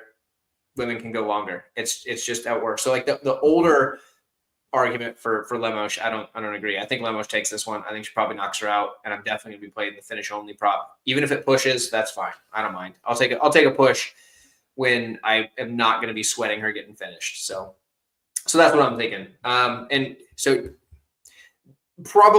probably right about that. Is like dudes tend to hit way harder. So I would be interested to see if that changes. Yeah, but how about heavyweights then, though? Because heavyweight is the one weight class in men where you can still compete at 40. So the reason for heavyweights is because they don't get hit that often. Like, when they do get hit, it's often one and done is the thing. So I think that, and so what Double Vision is saying, I think is actually accurate, because heavyweights often what they're doing is like if they hit you, it's it, or they don't do anything at all. So, May I? Yes, please. Also at heavyweight, it's because athleticism doesn't matter because nobody's athletic. So in women's divisions and at 205 and heavyweight, you can go to much into your 40s because that young fast guy isn't going to come in there and kick your ass because he doesn't exist. There's no young ones, and the young ones aren't fast. So like. Yeah, you can go for a long time. Look at Arlovsky. He's still out there stinking out the place, in coin flip, low volume fights at the age of 44, 45 before he finally retires. So yeah, that's what I just wanted to say that. Yeah, that's fair. And then as Dravi said, the weight cut also is an issue. Heavyweights don't really have to cut weight. Typically, some do. Obviously, we've seen a couple of heavyweights miss weight. Fat Barnett, that was brutal. Justin Taffa, another one. My goodness, I don't know how you miss weight at heavyweight, especially when you're one of the shorter heavyweights like those guys. Didn't Collier miss weight at heavyweight once? Or am I mistaken? I think he made it on the second attempt. Oh, if I'm remembering crazy, because that dude was the middleweight. Fat Barnett too. I think Fat Barnett actually missed by a half pound. And I think Taffa missed too. Yeah, and Greg Hardy, I think. Greg Hardy, I'm pretty sure also. Oh, did he? That one I didn't remember. I think so. I think Hardy might have made it on the second chance. I think he, but God, dude, Greg Hardy was looking like Cormier when after Cormier put on the weight after he retired. You see him in those suits, and you'd be like, damn, dude, he's got a good tailor, or he's wearing Spanx or something, because he was Cormier's just so over 4 round, for sure. man. Oh man, like Cormier like pretty soon he's gonna get out of the super heavyweight division. Like they're gonna be like, nah, dude, you're over 600. You can't compete anymore. But we don't need to crap on Cormier anymore. That's okay. We can move on from that. Let's see. Where are we at? Let's see. I think we all broke down that one. Okay, let's move right along. Wheezy's kicking this one off. We've got Jalen Turner, Ignacio Bahamondes. This is a Wheezy spot. What do you got? What a fight. Just what a fight. These are two of the biggest guys in the division. They're two of the most dangerous strikers in the division, and both of them have underrated submission games. So they both got power. They both got submission games. It just kind of feels like wherever this fight goes, somebody's going to be dangerous and somebody's going to get served. That's what I'm feeling like here. I mean, I like the fight doesn't go to decision at -200 as a parlay piece. And I could see Turner getting knocked out. I could see Turner getting subbed. I could see Bahamondes. He's got pretty good defensive striking numbers according to my stats, but you see him get popped a lot. Even McDessie kind of had him on skates in his UFC debut. And Turner, Turner hits hard. I mean, obviously, this dude's got freakish size for the division and natural power and athletic ability. So, I think that this is going to be probably easily one of the best fights on the card. I think it's going to be back and forth. I like fight doesn't go here. And in terms of a pick, I'm so agnostic on this one. I'll say Turner. But I could see this fight going so many different ways, and I can't wait to watch it. Absolutely. Key, what do you think on this one? Yeah, Baja is my guy. I backed him versus Torres. I backed him bunch of guys. I think that Baja is the goods. And I do think that he gets it done here, but this isn't a fight that I'm like begging to get in on. I think that Turner obviously has a lot of traits. I do worry about his process at times, and I was sadly, I am a Jalen Turner versus Moicano survivor. I did have his money line and wanted to fucking front kick my TV. That unreal beat, but a guy that I'm not looking to back. And due to the fact that he wilts down the stretch, I think the Ba is gonna have all the volume in rounds 2 and rounds 3. It's good to see. Hopefully, Baja is finally taking some strides in his boxing defense, because I think that has been the hole in his striking. You hear Bilal constantly talk about him as the best striker in the UFC and all that stuff. Obviously, while I think that that's not true, I do think that Baja is a completely legit striker. And it was nice to see him slip one and bang a right hand to put Torres away in that fight. And I think that we could see some of the same here down the stretch. I think that the leg kicks will add up. The teeps will add up. And it's just a constant work rate. You're gonna have to work if you're fighting against Bahamondes. And I think that Turner is somewhat allergic to a fight down the stretch. So this will be interesting to see play out. I want to know and see if Turner initiates some grappling exchanges. I think that if he gets on the back, that could get scary for Bahamondes. And it'll be interesting to see also just two guys at this weight class match each other's size. I feel like we were constantly seeing them fight such shorter guys, and them being able to match each other's size will make for an interesting fight. And I think it will be interesting to see also who makes weight the easiest, because I'm old enough to remember all of the times that Turner has struggled making weight, and also Bahamondes hasn't looked too great on the scale multiple times. So it'll be interesting to see on the scales tomorrow who looks terrible and who looks at least a little decent. But give me the guy who's going to be able to definitely work down the stretch. I know he's going to have volume.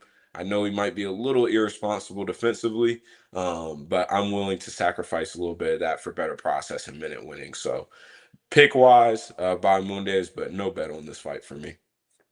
Fair enough. And, it's funny you mentioned the weight thing, because watching the media day and hearing Jalen Turner try to convince everyone that he's a small lightweight, it's just, you hear him say it and you're like, dude, there's nobody in the world that believes you. Not even you. Nobody believes that. You're a giant.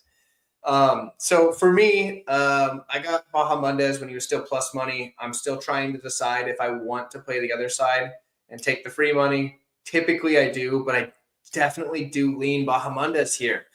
I think Turner's very live to win early, but then again, it's not like Bahamondes is a guy that's getting chinned very often.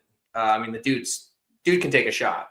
We've seen him eat some big shots in the past. I think he could probably eat a big shot here, but then again, Jalen Turner's the kind of guy you don't want to eat shots from. And Jalen Turner's career is one that's there's a lot of fights that very pivotal moments in a fight has caused him to lose when he probably could have won. Obviously, the Moicano fight sticks out. I thought he beat Gamrot. I thought that split decision that went to Gamrot was wrong. So there's that. The Hooker fight was one where it literally just came down to that shift in the second round. If he could have held on for 30 more seconds or so, maybe he wins enough for the second, gets the win. It's just there's so many close fights, and Turner's always in them. So like the dude's definitely alive to win. So I might end up taking the free money, but for now I'm going to take Bahamondes as my pick, and we'll see what I do as far as a bet. Couch, what do you got? Yeah, I'm on Bahamondes as well. I took him at plus 100. I put 2 units on him. For me, it's like it's a really close fight, and they're both really, really good. They're both guys who I've always backed, and I don't often bet against. I don't know that I've ever bet against Ignacio. I definitely bet him his last fight. With Turner, I did bet Moicano, but I can't pretend and like say I knew that's going to play out that way. That was just kind of crazy, and that's part of the reason why like I was pretty happy with a plus money bet on Bahamondes. It's like Turner's fight IQ just isn't quite there, clearly. I think he is a lot more hittable. I don't think either guy is like super defensively sound, but I think Turner's a lot more hittable. I think that Bahamondes is better cardio. And then I also just like his striking more. I think his striking is a little bit cleaner, a little bit more diverse, mixes it up a little bit better. Turner probably has a little bit more grappling upside, if we're going to talk about that, a little bit more submission upside. But Bahamondes, I think, is pretty solid there too. I think defensively especially, and with the takedown defense, I like his takedown defense. And while I think Turner is a pretty good grappler when it's on the ground, I don't think his wrestling is like anything insane. So I think it's a close to a pick'em fight. But I think Bahamondes should probably be like a slight favorite, and that's why I played him as a dog. Fair enough. 3-1. Wheezy's the only one going against the Chicago native. I guess not native. He's from Chile, but trains in Chicago.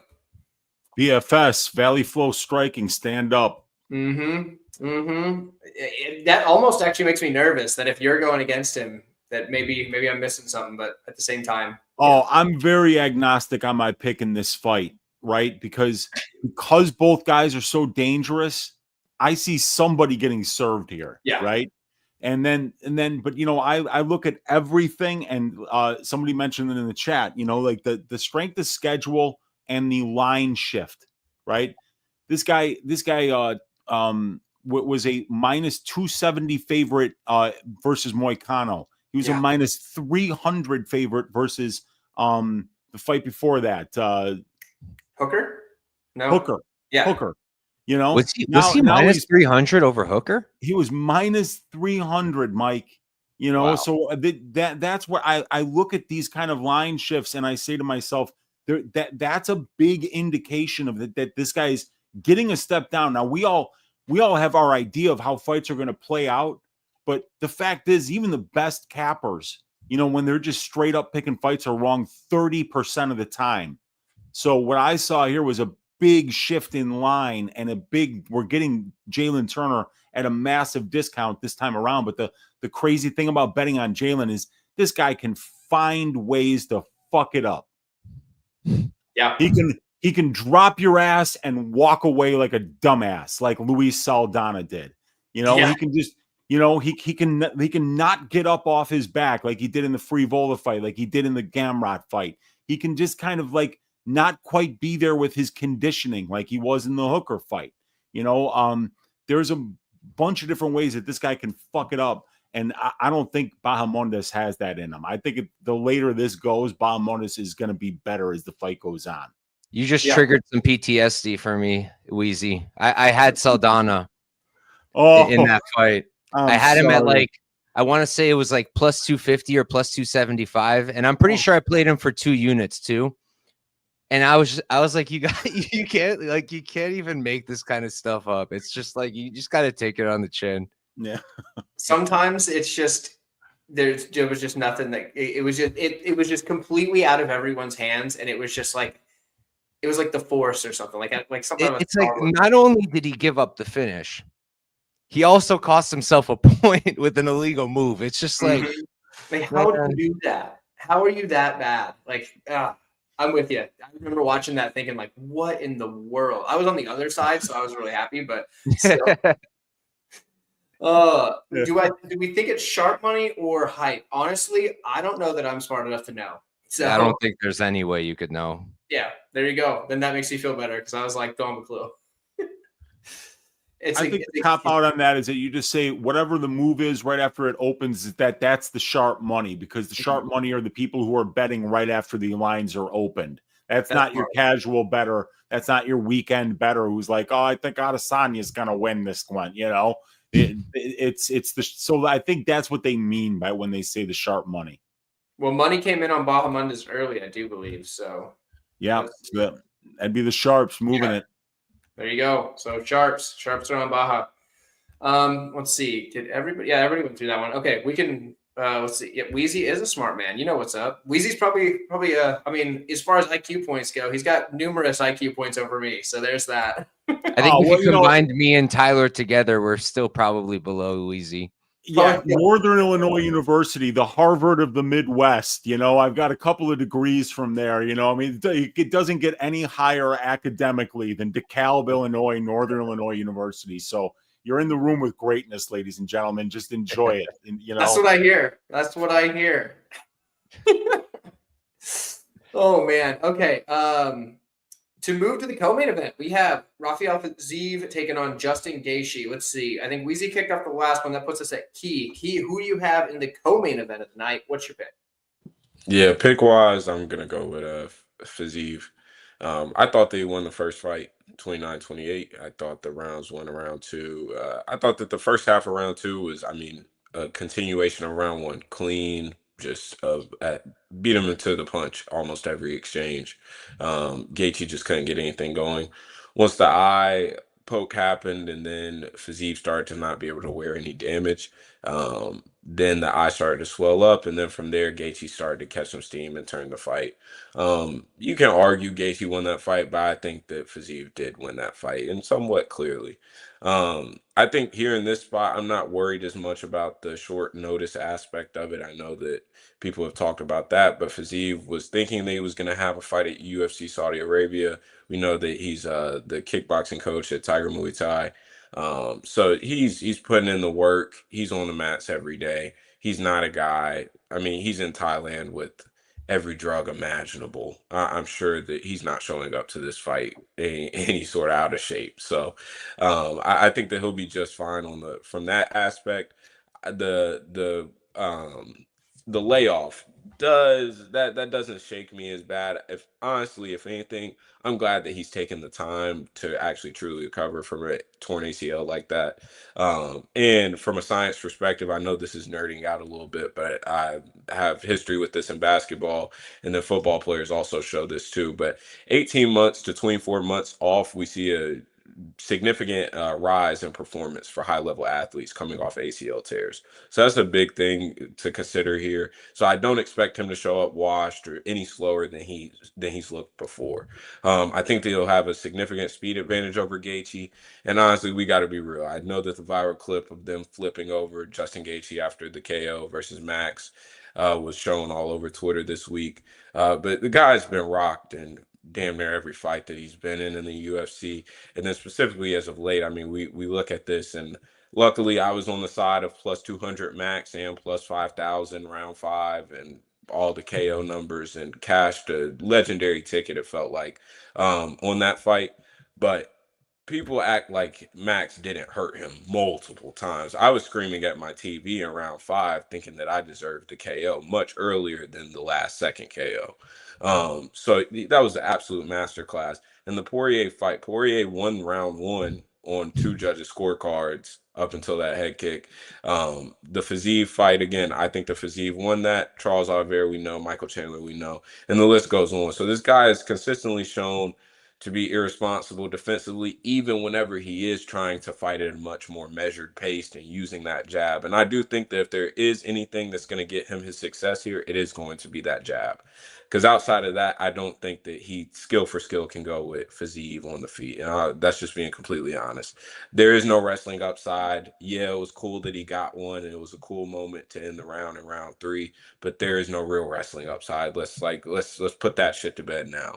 So Fiziev is going to defend takedowns here. He's the better striker in my opinion, and we're fading essentially a 36-year-old coming off of a life-changing knockout. I mean that's as disgusting as it gets. The 25-minute ass whooping, and then he sends you home out cold.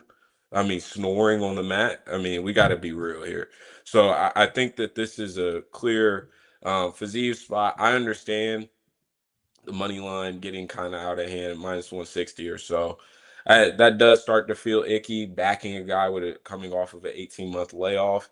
But again, it's Gaethje coming off of a life-changing knockout in a rematch of a fight that I think that he lost, and I think was best case scenario with him for the way that Fiziev's eye swelled up, the eye pokes. I think that was just a perfect storm for him in rounds 2 and 3. So I think the Fiziev doesn't win this time. I wouldn't be surprised to see a KO. I know that they were bickering back and forth over Fiziev being the favorite at the press conference. I found that funny that Fiziev was even questioning why he was the favorite.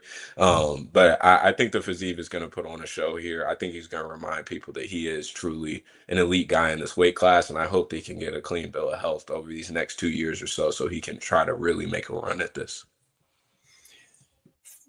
Good points, all of them. I think my boy Justin Gaethje is going to go to the eye poke earlier this time. I think he's going to get that in there, knuckle deep, maybe 2 knuckles deep, do what he needs to do, and from then he's going to take over. That's exactly right. Like, we've seen it how many times now? They're not going to do anything about it. Why don't you poke him in the eye? It worked for him last time. I think it's going to work for him again. I think Gaethje's going to get him in the eye, and when we see that, we're going to say, oh, man, no way, no way, and then he's going to start taking over.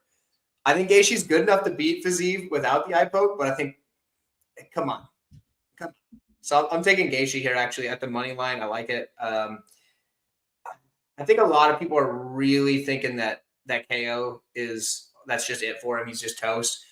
But, like, the guy took the time off. I understand he could totally be toast, but I'm not ready to say it yet. I don't know. I go back and forth on whether I think that's the truth or not, whether I think that the knee injury is worse or not, but yeah, either way, neither of them are good. So I'm gonna say Gaethje gets it done, probably by decision. But I do seriously think that, like, if he goes for the eye poke, that's game over right there. Like, it's a real good strategy. It worked for Song. It worked for Song Yadong. I mean, dude got a technical decision by eye poking the guy. Great win. So yeah, we'll take Gaethje. Couch, what do you think? Oh, before Couch goes, Couch, you've got. Answer this question for the chat. We all need to know. Has anyone told me like I look like a young Nick Jonas? No. I've gotten plenty of comparisons. Some of them not great. But I'll take it. There you go. He says you're a beautiful man. I look like any dude with big eyebrows and brown hair. Fair. Okay. Well, let's hear your breakdown now that we know. Now that you know, yeah, I'm not going to be super pet. This isn't going to be a Lucendo Lemos breakdown for me or the main event. Just wait till I get started for that one. Oh boy. But for this one, no, I'm not going to be super passionate. I'm honestly pretty hyped to just watch this one with no money on it because it's going to be sick regardless. I'm going to wait and see. Maybe the line will force me to do something. I'd be fine with Fiziev at a closer line. I think he was like minus 120 at some point. Had I taped it in time, I probably would have played that minus 120. So if it goes back to something like that, I would play it. And then if Gaethje goes to something ridiculous, like maybe plus 200, I'm just making numbers up. I'd have to actually think about it. But if Gaethje goes up to something like 200 or 220, I'd play that too. Like, I think there's red flags on both sides. I think with Fiziev, I really don't like inactivity. I worry about people being out of the cage for a long time. But at the same time, what Key said is very, like, legit. I mean, he had a serious injury. Like, what do we want him to rush back in there? No, it's probably good that he took the time off, recovered, and like he said, he's a coach. He's there all the time. I highly doubt he's out of shape. But also, in that fight against Gaethje, that's when he was, in shape, healthy, whatever, full camp. That was a full camp, right? I'm not tripping. Yeah, I believe so. That was a full camp. He still got tired towards the end. He did slow down. So I'm a little worried, like, even if he's in shape, is he going to come in here and get kind of tired in the cage? So that's a concern with the cardio. And it was a close fight at the end of the day. I do think Fiziev won as well. Pretty sure I had a bet on him. I don't remember, but I thought he won. But it was close. Gaethje definitely had his moments too. But then there's red flags on the Gaethje side. There's the chin, but then I'm also not really sure if the chin's really clipped or not, because it's like, yeah, Gaethje's been knocked out before the Max Holloway fight and he's been hurt. But I feel like in general, he's pretty durable and he takes some pretty big shots a lot of the time. And like, I'm a huge Max Holloway fan. I might be the biggest Max Holloway fan in this video right now. I mean, that's Max Holloway. That's a Holloway glove. Like, that's one of my favorite fighters. And that was one of my favorite fights and performances of all time. But like, Max broke his nose in the first round. And I feel like that had a lot to do with the rest of the fight, because a broken nose sucks. I've been there. And I can't imagine having to, like, I wrestled. I can't imagine wrestling with my nose broken. That would have really sucked. And fighting for 20 more minutes against Max Holloway with a broken nose probably had something to do with that performance. And then he did take a ton of damage, but at the end of the day, he got knocked out with also like a crazy shot. And I don't know if he's getting knocked out, if him and Max fight 10 times for 25 minutes, I don't know that he's getting knocked out most of them, in my opinion. So I kind of like the fight goes. I don't hate the fight goes at plus money. It's a terrifying spot, but if you guys know me, I like that kind of thing. I had the fight goes on Almeida, what's his face? Almeida and Silva this past week. It's terrifying, but I kind of like these spots where you have guys who are going to go to war, but they're also just durable and they have that ability to go to war and just stand there and keep going. I kind of like those situations, and I feel like at plus money, this isn't a bad spot for fight goes. I think this fight goes all 15 way more often than it doesn't, but I'm also hesitant because of all the red flags. So yeah, long story short, I'll pick Fiziev. If I'm going to make a bet, unless the lines move crazy, it would be like a fight goes, but I probably won't. Fair enough. Interestingly enough, the chat has decided that our new topic for the evening is going to be... What is going on here? Yeah. I couldn't even focus on my breakdown. I was like looking over here. Oh, I'm loving it. Guys, keep it coming. Let's try to figure out who Couch looks like. I wish we could do pictures in the chat, but it won't let us. Actually, that's probably good we can't, to be honest. It's a really good thing that we can't. A really good thing. But yeah, I mean, Couch looks like Property Brothers. I don't know who those are. Looks like Paulo Costa without the secret juice is probably my favorite. Let's be honest, like, that's kind of a compliment. Paulo Costa's a handsome man, so... Telling you, man, it's the brown hair and the big eyebrows. Absolutely. Oh, here we go. We got one for me. I don't know who Chris Pine is. Who's that? Nah, don't even try with Tyler. Tyler is Rose Namajunas and nothing else. I get Eddie Wineland. I get Rose Namajunas a ton too, but I get Rose Namajunas and Eddie Wineland. Those are the two I get. That was one of my favorite panel episodes when you were just being Rose the entire time. Oh, when I dressed up as Rose? Yeah. Mm-hmm. Oh gosh, Weezy must not have seen that one. Yeah, that was. I didn't see it, dude. No, dude, I had like the Weezy. He spent the entire show going, "I'm the best." It was our Halloween episode, so yeah, that's what happened there. Couch probably does play tennis. To be honest, I feel like no. I'm bad at any sport that involves a ball. Anything. Same. Even wrestling, I sucked my first season. I lost every match I had. I'm not an athletic fella. I got to work for it. One could argue that most wrestling matches involve 4 balls. So, when you put it that way, then I'm pretty good. There you go. 38 Namajunas is too good. Young Lenny Kravitz. Okay, Kravitz is a handsome fella. I don't know who D'Angelo Russell is, so that could be a compliment or not. I'm not sure, but okay. Well, there we go. We all got who we all look like. Oh, we got Cyrus. Okay. All right. That guy had the worst mullet ever. Oh, God, man. But here, Gaethje Fiziev. So I got Gaethje here. I got Gaethje by decision. I bet him at plus 375. That line is crazy to me. I can't believe that line. I mean, he already beat him by decision.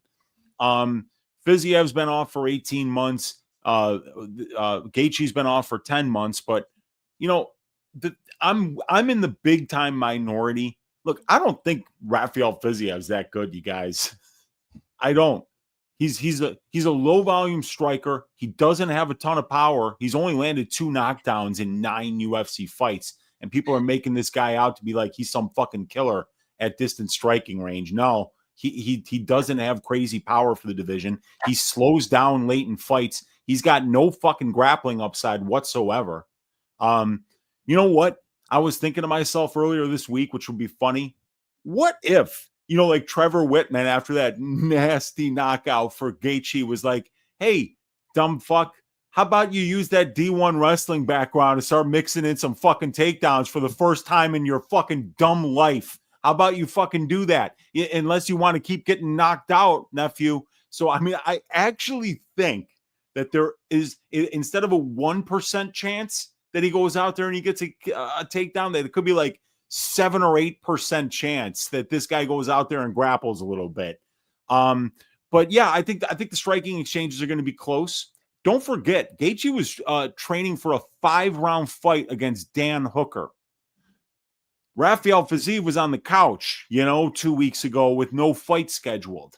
So this is already a guy who slows down late in fights. Gaethje already won the second half of the 3rd round. That second round, I think he won the second half of the second round as well. So he was already preparing for 25 minutes, not 15 minutes, while, Fiziev has to fly from Thailand to Vegas for this fight. So I like Gaethje. I like him to win by decision. I think the money line is also good. I picked against Fiziev last time these guys fought. I had Gaethje. I picked him to win the fight. I was the only one, I think. And I just wasn't surprised when I saw that he was on a different level, because the strength to schedule difference between these two guys is massive. Go. If you don't believe me, go look at it, So yeah, but long story short, Gaethje money line, Gaethje by decision. There you go. I love the overs. I do think it goes to decision as well. And yeah. I do remember I had a bet on Gaethje then. I don't know that I even had a channel back then. Like, I might not have, or if I did, it was pretty early in so like nobody would have even known. What, when Gaethje and Fiziev first fought? What's that? When Gaethje and Fiziev first fought? Dude, you definitely had a channel. Did I? That was like what, 2 years ago? I've only had a channel like 2.5 years. Oh, that's crazy. Yeah, August will be 3 years, I guess. So it's not been that long. So yeah, I mean, I might not have, or it would have been really early. So because UFC 278 was my first card. But yeah, like Weezy said, if he does mix in the grappling, even if it's just to make him think about takedowns, it'll make his striking better. So yeah, there we go. We're split. We got Couch said he would entertain the line, but interesting enough, let's go Gaethje. Main event. We're moving on. Oh geez, I gotta kick this sucker off. Oh man. Okay. Alex Pereira, Magomed Ankalaev. Okay. So here's the deal. It's another fight where when the line opened, Pereira was pretty decent sized underdog. I tried to jump in as quick as I can because I'm like, well, this line's going to flip, which it did. So I ended up getting Pereira at plus money. And then when Ankalaev hit plus money, I said, well, there we go. We're going to take free money. So I'm on both sides, but I got to make a pick. I did that a lot on this card. Maybe that's why I have so many bets on this card, because I just played both sides on like every matchup I flipped. I'm going to take Pereira, but not because I think he's necessarily the more skilled fighter of the two, but because I do think Ankalaev will entertain the striking for a bit. I'm not saying necessarily the whole fight, but enough. And I do believe Pereira is a better striker. I don't think that's crazy to say. I don't think Pereira's subbing Ankalaev, but something to mention is the only way that Ankalaev has ever lost, he has a 100% loss rate to the submission. Like, he's never lost by any other means than submission. So I guess when you look at it that way, you know. But no, I don't think that's gonna happen. I think I'll take Pereira. I'm gonna say decision or later KO. I want to say round 3 KO, but that's a little ballsy. I don't know that that's gonna happen. Ankalaev is a very safe striker. He's really good at not getting hit. He's not very good at throwing a ton of volume, but he's good at not getting hit. And he'll do what he needs to do. I think if it goes to the scorecards, though, it's going to Pereira regardless, unless it's like so blatantly obvious the other way. So I'm going to take Pereira. I don't hate the other side. I'm getting less confident in Pereira as the week goes on. But Mike, I know you're very passionate about the other side, so let's hear it. All right, yeah, I got to knock on wood first so I don't jinx myself. But I like Ankalaev here a lot. I got it in at -110. I don't know, a couple weeks back for 3.3 units. Then when it hit plus money, I added 2 more, and then I retaped and I thought about it. And if it keeps going and he remains a dog, I know it was back and forth today. I think it was pick him for a second there. But if he goes somewhere to like plus 125, I would add 1 more unit and make it a max bet. My max bets these days are somewhere between 6 and 7 units, and I'd be fine with it. For me, it's like I just don't know how you can really make sense of him being an underdog or pick him when whatever you want to say, whether he wrestles or you think his wrestling's bad or he doesn't wrestle enough, he clearly does have a wrestling upside here. And that already, to me, is enough for him not to be an underdog. And on top of that, I think he can strike with Alex. I really do. I think that he's a really good striker in his own right. I think Alex is smoother. He's got more tools. Yes, but I don't think it's a crazy gap on the feet, whereas I do think there's a tremendous gap when it comes to the grappling. And on the feet, I just don't think there is. And it's also like, who do I think is more durable? I honestly think that Ankalaev is more durable, at least to the head. I think he can take the shots. Whereas Pereira, I'm not sold on the durability, and he's 38 years old at this point. So I trust Ankalaev a bit more on the feet in terms of durability. I think he's competitive in the striking. And then with the grappling, like I got to talk about this, right? So first off, I'm hearing people say that Ankalaev's grappling is bad, which to me is just bananas. Maybe you can say that he doesn't go to it often enough, but he comes from a Sambo background, first of all. Second of all, you look at his fights, right? 14 UFC fights. There's not one fight on that record where if he went for a takedown in that fight, he didn't at least get one. If he fought and he went for a takedown, he got at least one in that fight. And the whole thing about him not wrestling often enough, that's another thing. So he's got takedowns in half of those fights, right? 50%. Not the best. But then you take away the fights where he's knocking them out early. Kutelaba, 2 of those fights, he knocked him out in the first round. There was the Dalcha fight. I forget if that was round 1 or round 2 where he knocked him out. Like, he's knocking a lot of these guys out early. So why would he wrestle? And then like a few people I heard were saying like, oh, he didn't even take down Anthony Smith. Why the hell does he even have to take down Anthony Smith? He doesn't have to. There's no concern there. If Anthony Smith was some kind of power puncher, maybe, but I don't think he felt any concern and he didn't go for it. To me, that makes logical sense. I don't think he's a dumbass. I think that in terms of the leg kicks, that's a little bit of a concern, sure. But you look at the Rakic fight, Rakic landed a lot of them, but at least Ankalaev was checking them this time around, you know? And in the Blachowicz fight, not so much. So I think he's going to be fine in terms of the leg kicking department. Of course, I'm going to worry when they're on the feet. Pereira is world class. He's one of probably the best striker in this division by far. But I just think that Ankalaev has way more ways to win here. And at plus money or a close line, I really like him. So it's Ankalaev here for me. What do you think about JB's comment? Sub or Pereira decision? Pereira decision can make some sense. Ank sub, like, I don't know. You're hoping for something that never happens. Pereira, I mean, I don't think that his takedown defense is better because of training with Glover, but you got to think his submission defense is at least pretty solid. So I don't really think Ankalaev's going to sub him. And I think Ankalaev wins by decision, so I don't love either. But if I had to pick one, I'd pick Pereira decision, I guess. Fair enough. Fair enough. Real quick, Koala, go ahead and finish out the stream here and then scroll on back. We covered that a little bit ago, so don't you worry. We got you covered. Wheezy, what do you got on the main event? So I got 1.5 units on Ankalaev at -104. I think that there's a massive difference in the grappling here, and I think he's going to knock him out on the ground. I think it's going to be a ground and pound finish for Magomed Ankalaev. I think he's going to make it look extremely easy. If you watch rounds 4 and 5, when the first rounds where he actually shot takedowns in the Blachowicz fight, he got them so easily, it wasn't even funny.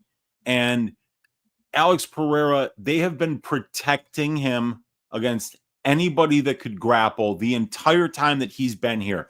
Like they manufactured a champion at middleweight because half the division could have beaten him with wrestling. You know, I mean, like if you put him out there against Fluffy Hernandez, you have any idea what the fuck would have happened there? You know, Brendan Allen too. Brendan Allen, if he was smart enough, would have just went out there and taken him down, taken his back, and finished him. And I could go on and name like Rodolfo Vieira, same fucking thing. Like there are so many grapplers in this division that could have just easily went out there and finished Alex Pereira with grappling. And Magomed Ankalaev now is one of those guys now up at 205 who's going to be able to do the same thing. But I don't think he's out of his depth on the feet here either. That's the thing. You know, I think that Ankalaev is a very, very good striker. So I think that he's going to be able to keep things close on the feet. And I think he's going to find some ways to grapple here, do the smart thing. Look, this is a title fight. He knows what's at stake. If he stands in front of Pereira and tries to out kickbox him like Sean Strickland's dumbass did, you know, like so many other people did that could have actually grappled. Like even Blachowicz could have easily grappled more when they fought. You know, he grappled in the first, but they made sure to make that fight at elevation so that Blachowicz couldn't grapple for the full 15 minutes because they've been protecting this guy. He's got a massive hole in the grappling. I think he can hang in the striking Ankalaev, and I think he's going to drown him on the mat. Fair enough. And arguably, Blachowicz won that fight. I had money on him. I thought he won. Very close. Very close. I also had money on him, so I'm probably biased, but I thought he won. Yeah, I also thought, to be fair, I thought Blachowicz also beat Ankalaev. I thought that 10-8 was just BS, but that's just me. Anyway, we can move on. Key, what do you got in the main event, brother? Yeah, Ankalaev was my free bet of the week. I'm honestly tempted to add more, but I realize that I'm fading essentially a generational talent at Alex Pereira. I mean, we just got to face it. I mean, this run has been insane. Cherry picking opponents or not, this is a crazy run. So I think that Ankh is it won't necessarily be the most exciting thing in the world, but I do think that he's the best light heavyweight on the planet. He doesn't make a lot of mistakes. He can grapple. I think if he's any bit of smart here, he's going to proactively grapple pretty early. Like it's a given. And I think once he gets it down to the mat, Pereira, black belt, you can show me any fucking color. He's a white belt. He's a white belt on his back, man. Like that's just the truth. The decision making is awful. He's setting up guillotines and wanting to get rabbit punches instead of digging underhooks and actually getting back up to his feet. I mean, there's tons of issues. I mean, you're talking about Yuri spent time on top, a significant amount of top time to close that round 1 in the first fight. You're talking about Izzy's grappling and winning rounds and taking rounds off of him grappling. We know what Jan did to him, and we saw what Ankh did to Jan. So I think that this is going to be, like Mike said, there's not that big of a difference on the feet, in my opinion, outside of just power. Because we have to remember, Peloton, it's not like he's untouchable. He hasn't been untouchable in this run at all. I mean, he's been put out. Khalil, although they didn't give him that knockdown officially, Khalil did drop him for a little second. So his chin has always been somewhat of a liability. And even while I backed Izzy in the second fight, and also backed Jamal Hill. And reasons being the straight shots. I think that those will continue to be his kryptonite here. And I wouldn't be surprised to see a straight left hand sit Pereira down, actually. That hands low style is completely fine. And you would think, with his hands being low, you would think, maybe he's going to dig some underhooks and defend takedowns. Fuck no. His hips are right there. He's standing straight up in the air, tall as he can be, showing off all 6'4" of him. So I think that Ankh is going to get to the hips. He's going to get him down. And I think from there, he's going to make him look like a child off of his back. I realized that Ankh could get bonked, and I do have issues with the leg kicks, but I do think him being a southpaw, we know, takes away a little bit of that. And Poatan had a little bit of trouble getting started on Roundtree due to him not having access to that easy outside calf kick. So I think that that's something to monitor here. I think that Poatan's success here is all predicated on either a flash knockout or him getting the leg kicks going like almost in right off the bat in round one. I think outside of those two scenarios, I'm not sure how he wins this fight, being completely honest. I think that Ankh is the minute winner here in the clinch, and I don't think he necessarily needs the takedowns. I think even just time cage pushing, knees, elbows, wrist control. Towards the end, I believe it was either the Rockets fight or the Uzdemir fight. In round three, showed some really good wrist control, knees, elbows in the clinch, was breaking well. Like I think that that's a easy path here. So I think due to all the grappling upside, and the fact that I don't think the gap is that wide on the feet, I think that Ankh is sort of a must bet here. I think that you just kind of have to, and it's the old grappler versus striker type of argument. But I think that this is one where I think that Ankh does truly have all of the grappling upside in the world here.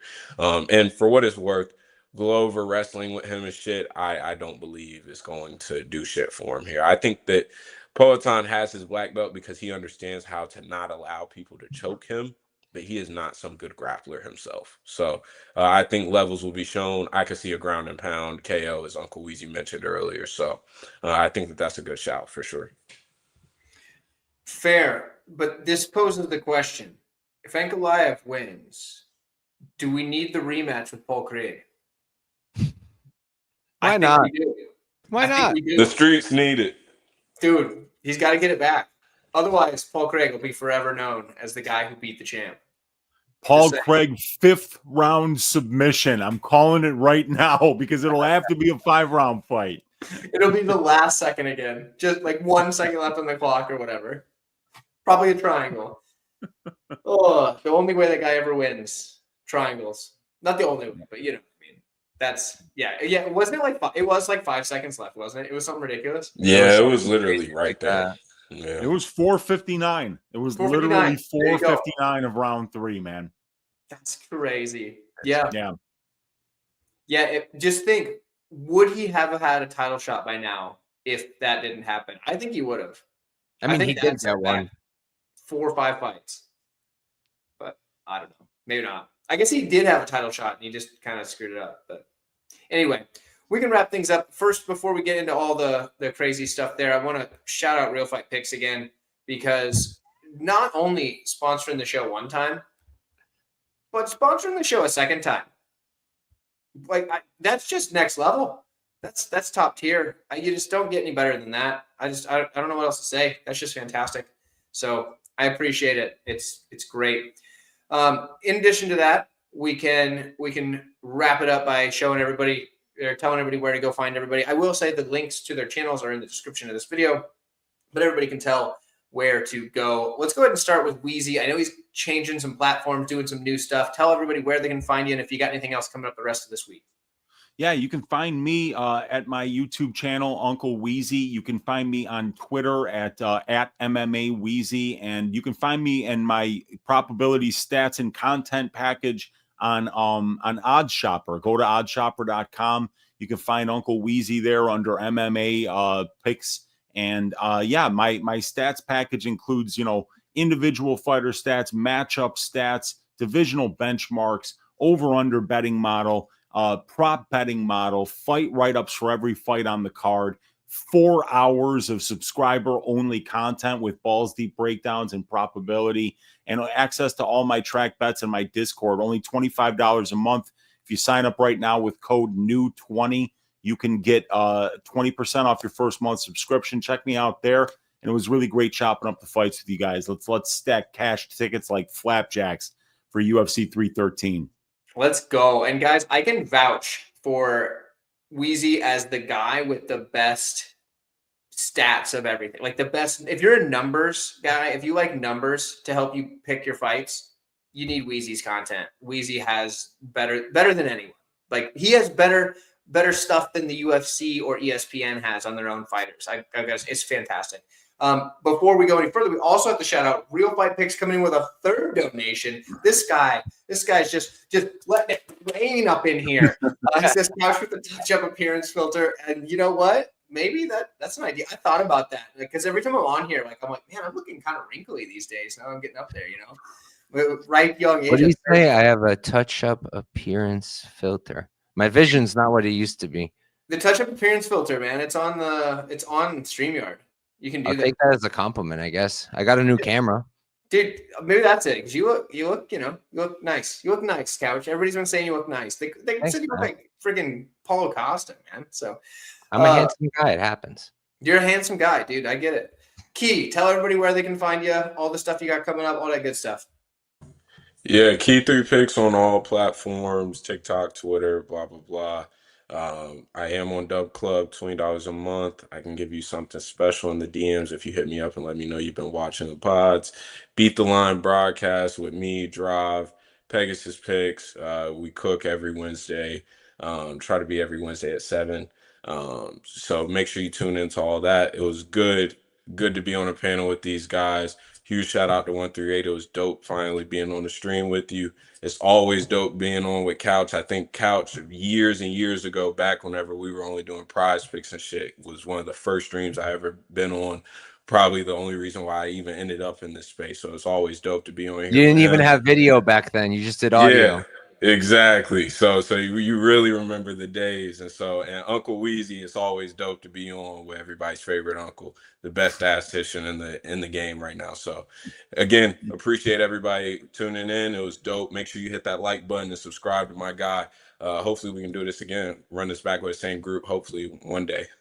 Absolutely. We're definitely doing this again, at least in some way, shape, or form. Couch, give them your spiel real quick, and then we'll wrap her up. Yeah, we definitely got to get out of here. But first off, thank you, Weezy. Thank you for Key 3 for coming on, guys. Always a pleasure. Thank you to everybody watching. Real Fight Picks hitting us with the donos. He just bought Tyler so many lentils. He's going to be chilling for a while. I always love doing the panel. It's always a good time. So thank you guys for watching and supporting the show.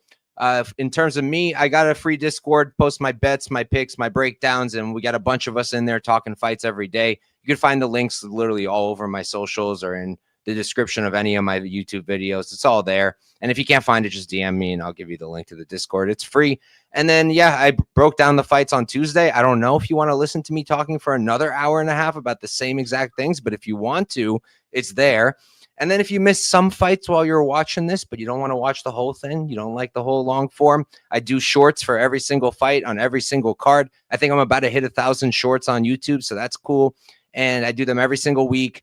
They're 1 minute or less. I talk pretty fast, so I'm able to get a decent amount of information in there, and I do my best. So check it out, and make sure you're checking out Wheezy and Key 3, Beat the Line broadcast. I love their show. I'm always watching it. Dravi, my guy, Pegasus, and make sure you guys are checking out Tyler. He's cool too. He's all right.